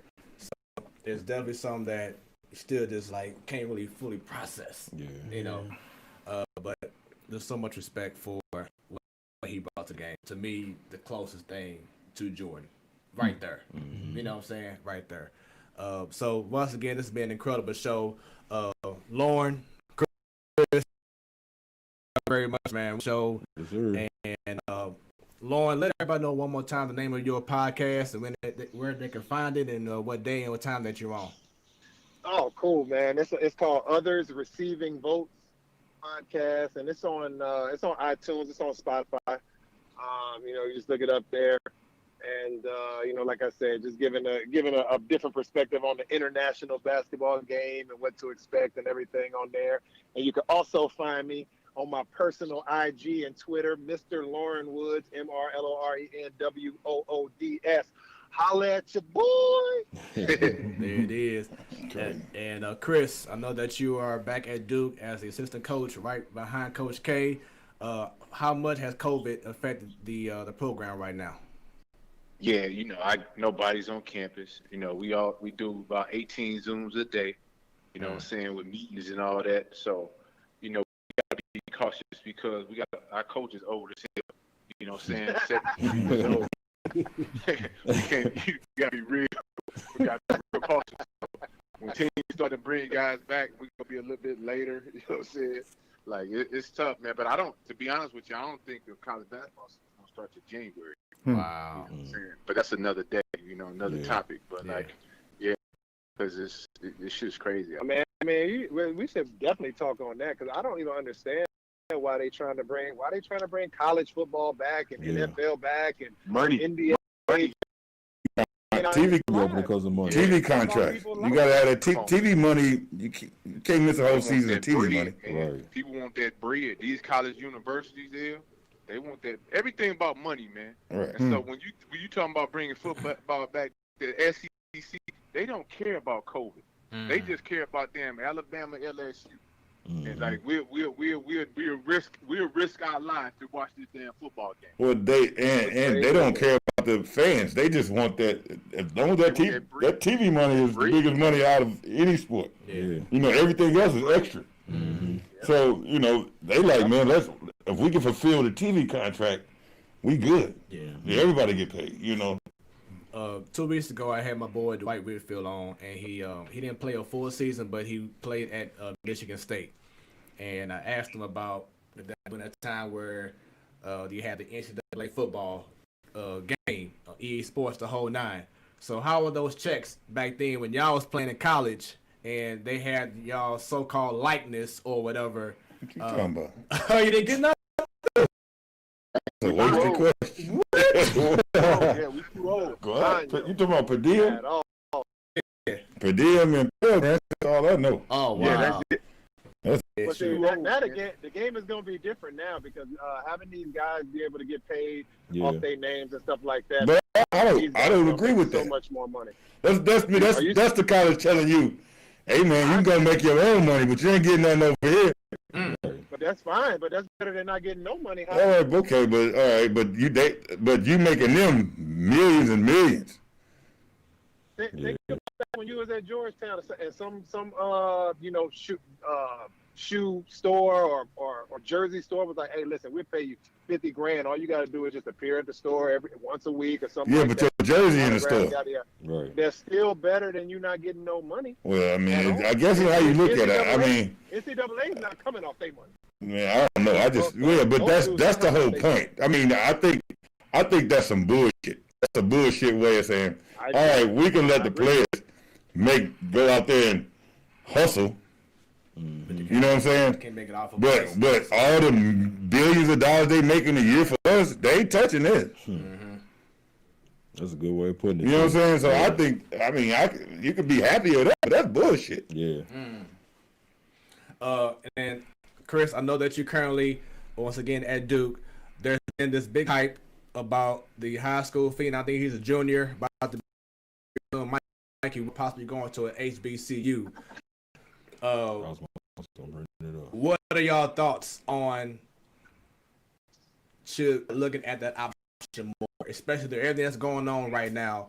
Do you feel that should be a better option to take for these young, high-profile players that's about to go into college very soon? You know what I'm saying? Like, if you get a couple of those guys coming, then make the thing about the difference between the schools that we went to, universities and the HBCUs, is, like Heidi just said, and Lauren talked about it, the TV money. Those schools are not on TV. And so, like, I know I went to Duke because I want to be on TV. I want to play on TV. That's why the big time players go to these schools. If you got a class to start going to HBCUs, then you'll start getting HBCUs televised games. And so now you open up that market. Now it's a little bit more like sexier, you know what I'm saying? But it has to be a guy who's big enough, you know what I'm saying, to carry that weight to get those schools on TV. Because about exposure. If they can do that, then you got a shot. If not, it'll be like, one guy, but you ain't on TV. And then when people see that, they're gonna be like, that's like with this G League thing, right? The G League with Jalen Green and a couple of these guys, it's got to work. If it works, then now you set the trend. Yep. Now the schools, the big time schools, they're gonna start losing some of these top prospects. If I can go make $700,000 in 1 year and still go to the league, I ain't got to go to school. Nobody.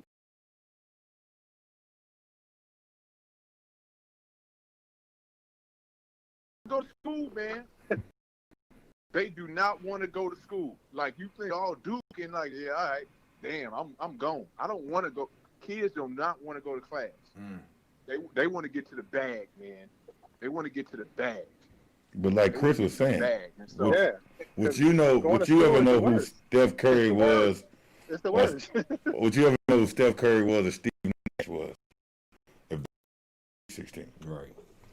It's about exposure, right? Like, if they didn't make it to the Sweet 16, they wouldn't be even NBA players. Just not. Because they went to school, Davidson, Santa Clara. Those schools, if they didn't make it, if they didn't get that exposure, they wouldn't have had an NBA opportunity. So going to an HBCU is you sacrificing any NBA eyes on you. You know what I'm saying? What's a job like John Morant? Yeah.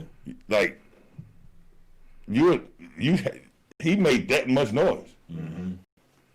But then it's like I didn't really know about him until before he got drafted. Like, his junior year he left or sophomore year he left. Because he went to he didn't go to a major right. He went to Murray State. Yeah, right. So that could be that could really that could hinder you. But at the same token, like, you got Tennessee State going to the tournament now. All it takes is that one big game in the tournament. Just take that one time with everybody that you get that exposure, those eyes on right. you. And they still got a shot to do it. So, like, look at it, man. You know what I'm saying? Everybody got different ways of doing it. And then, like you said, with the social media thing, they still gonna be we still gonna have to see it. It ain't like it's gonna be hidden like back in the day. If you go to a small school, you only get seen during the tournament.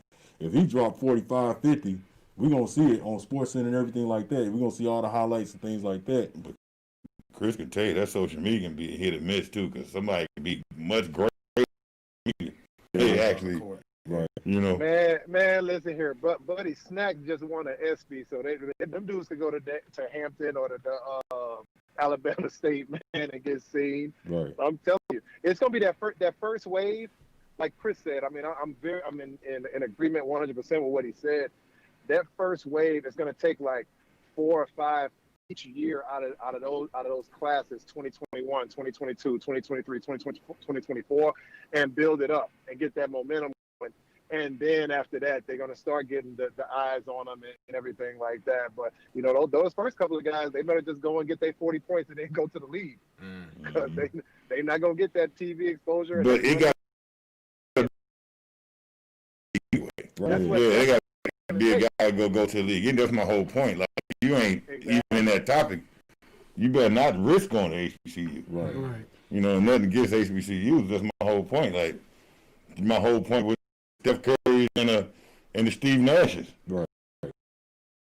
HBCU? No. And that's kind of what we're saying, because since they got that stigma that you have to go to school for a year, and you pretty much already go the very next year. Like, look at my boy from Mizzou. You know what I'm saying? Michael Porter. Right. Didn't even play. Still was first round. Right. You know what I'm saying? Right. So you got that aspect where even if you disappear for a year, you still gonna be lottery. So why not just get back and go to an HBCU? Right. That's a good point. Great point. Great point by everybody. Chris, I know that you doing your thing. Do you have aspirations of head coach in college? Shit, that's the next step. That's what's up, man. You know what I'm saying? I can't leave. I can't go no higher than Duke as an assistant. And so, you know, hopefully one day, I get an opportunity to, you know, get a chance to run my own program. You know what I'm saying? You always look. I never thought about JAHADI. Never talked about me coaching. I said, man, that's some bullshit. You know what I'm saying? I did. You know, I was like, yo, I thought college coaches screwed kids over. You know what I'm saying? And so, man, business. But my job is, you know, like, to be honest as much as possible with the kids. And I always tell these kids, like, look, man, you know, so it's always a meeting behind the meeting.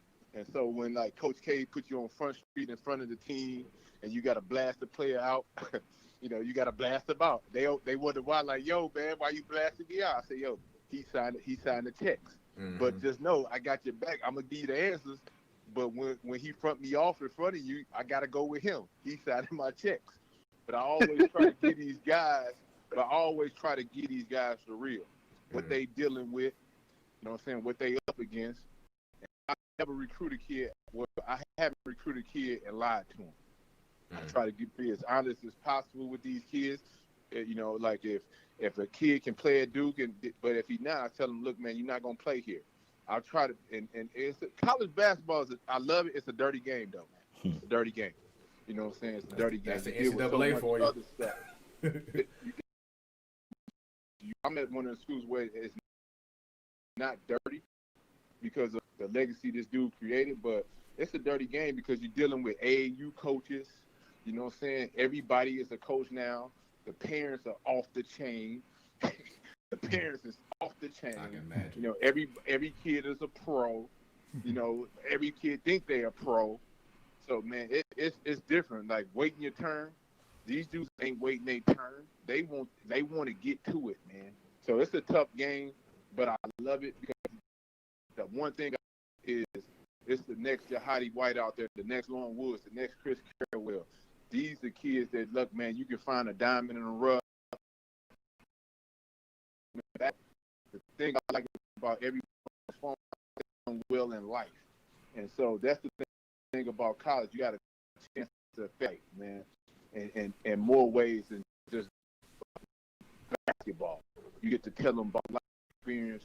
You know, hopefully these kids are going to be fathers men. And so for me, that's probably the most important. That's the reason why I love doing it. I love the basketball part of it, but I love paying it forward because I know, you know, without basketball, I wouldn't be in this. But I know I have I can use this platform to affect these young guys' lives, man. That's what's up. And when you get to that point where you are a head coach, we look forward to having you back on the show again, too, bro. No doubt, baby. I love it. I love it. That's what's up, man. So our last segment is called The Final Say. This is pretty much everyone gets an opportunity to say anything, sports related or not, to give out to the world to hear. So we'll go ahead and start off with Jamie. Anything you that you just want to say from the bottom of your heart to everybody real quick, go ahead, please feel free and let everybody know what's happening. Oh, man, it's just a blessing being here, blessing growing up the way I grew up. I just a quick tidbit about JAHADI, man. I just remember my father is a photographer for the St. Louis American for the past 80 years, right? His name Wiley Price.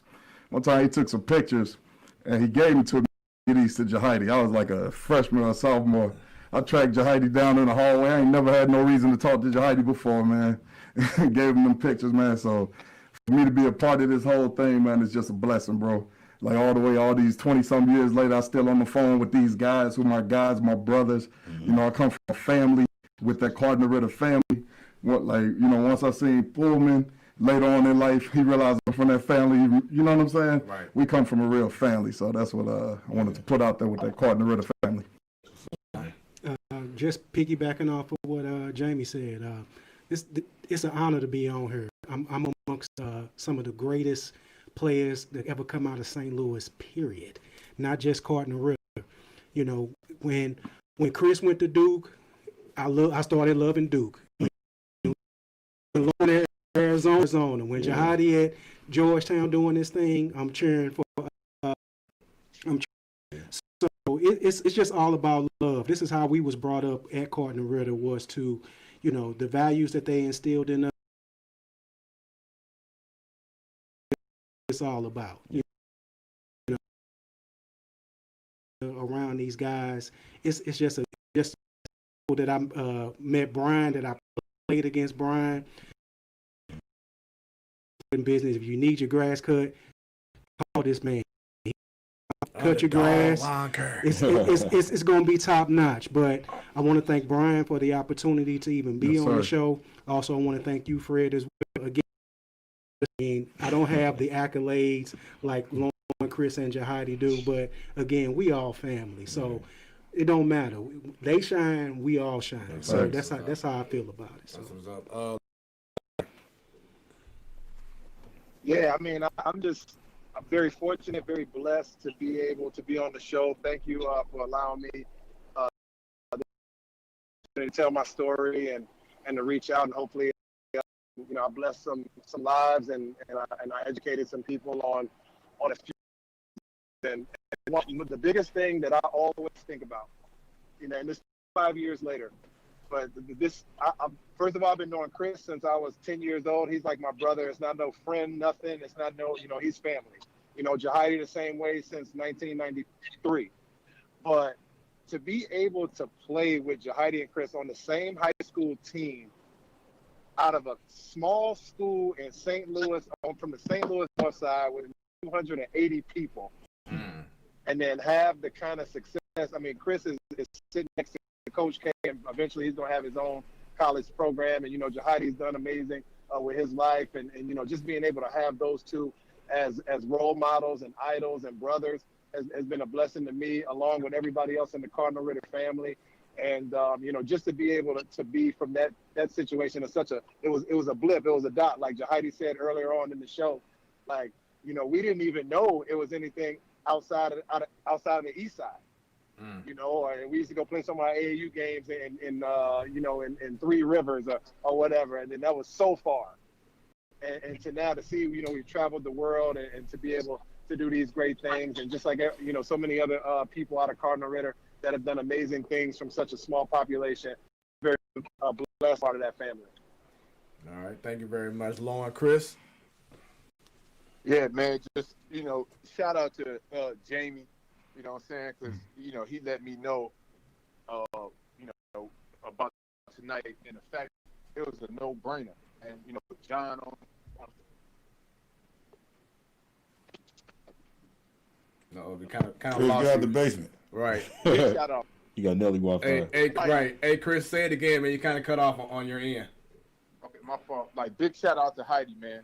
You know, Jamie, John, you know, Carter Ritter is strong, L train, but for me and L to do what we did, we probably still would have did what we did, but damn, to have Jahadi White leading the way, being the leader for that, man, we, you know, I don't think, I probably told you this before, Heidi, but I'm telling you again, we appreciate you, man. We really do.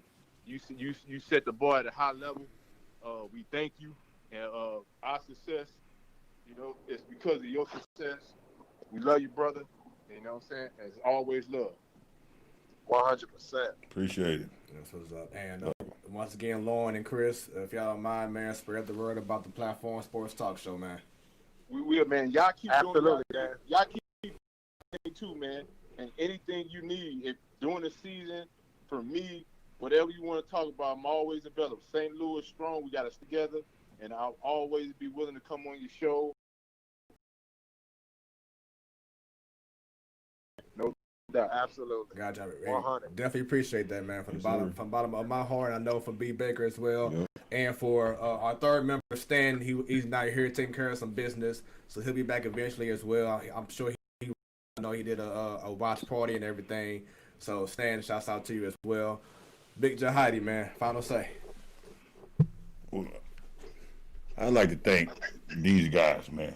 You know, and you know, it's not, you know, where you been, it's where you from. You know, it's all people always say it's the opposite way, but you know, it's where your core is. And I'm always been a humble guy, and people don't understand. I've been humble because of these guys. You know, we always kept each other grounded. John, he was a vet. He kept all of us grounded because that's the way he was.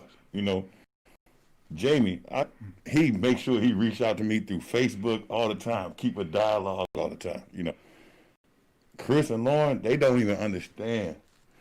And I feel like, you know, as a big brother, how proud I am of them.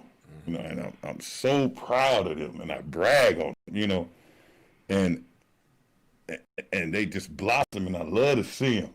You know, I love it when I look them in the eyes, man, and just be so proud. And you know, it's just, I love all y'all, man, because in the big part of me was the foundation. A lot of that foundation was, you know, these guys. You know, and so I just, you know, I'm humble, and I thank them. I thank you, John. I thank you, Chris. I thank you, Lauren. I thank you, Jamie. You know, because without the foundation that, you know, we all got it, but we all gave it to each other. Without that, you know, it'd be a whole different story for a lot of us. Yeah. You know, so I'm proud of y'all. I thank you, and I'm just glad y'all here, man. It's good to have you all here. Yeah. When he told me, hey, John would be on, Chris would be on. I mean, Jamie would be on. I didn't even know you and Lauren was going to be on, Chris and Lauren. You know, I said, absolutely. Right away, it wasn't even a second thought. I want to see them brothers. You know? And so I thank you all, man. And thanks for having me on the show. Oh, man, definitely y'all love it. Thank you for responding back when you did, man. Because you could easily be like, nah, I don't know, you know, da-da-da-da. But like you said, you're a humble giant, man. Yeah. And definitely appreciate you coming on the show, doing big things for us. Just real quick, man, just proud of all y'all. Like I said, not only y'all accolades, but we get to see y'all as men on this show. You know, thank you for chiming in and saying the things that y'all said. A lot of black excellence been going around on this show, man. And as black men, I want a lot of people to chime into this show and see the class that these dudes exude through the entire show. You know what I'm saying? The realness, the rawness, opening up, and the brotherhood that they form. You know what I'm saying? It's bonding. That's why we keep saying, everybody say sports is just a game. It's bigger than a game. It's life. And this is another example of it. And this is why on previous shows I kept bigging these dudes up, because I saw it from a little kid growing up until now. You know what I'm saying? Y'all ain't never stopped short of what I've been bragging on y'all about. So I'm just proud of all y'all. Just thank Jamie for responding, you know what I'm saying, at the last minute and saying whatever I need. Also chiming in, watching before coming on here. John, same thing. You know, me and John talk, and, you know what I'm saying, I learned something if I talk to him. Jamie, the ultimate motivator. John always cool, and he give you a lot of info. He always give you that one thing that you just stick with.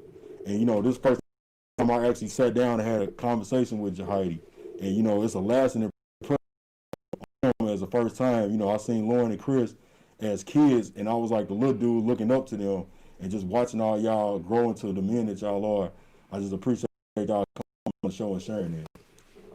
No doubt. No doubt. No doubt. We have a couple more comments from Bunny. Shout out to Bunny, man. She was on the show a while back along with her sister, Suzanne. Bunny says, great show, fellas. Thank you very much. Thanks for representing the STL and college pros and your current endeavors. She also says, we need a part 2 with this whole panel again this year. She said, I'm calling y'all out now. Suzanne says, awesome show, fellas. Thanks for representing Cardinal Ritter from Walnut Park.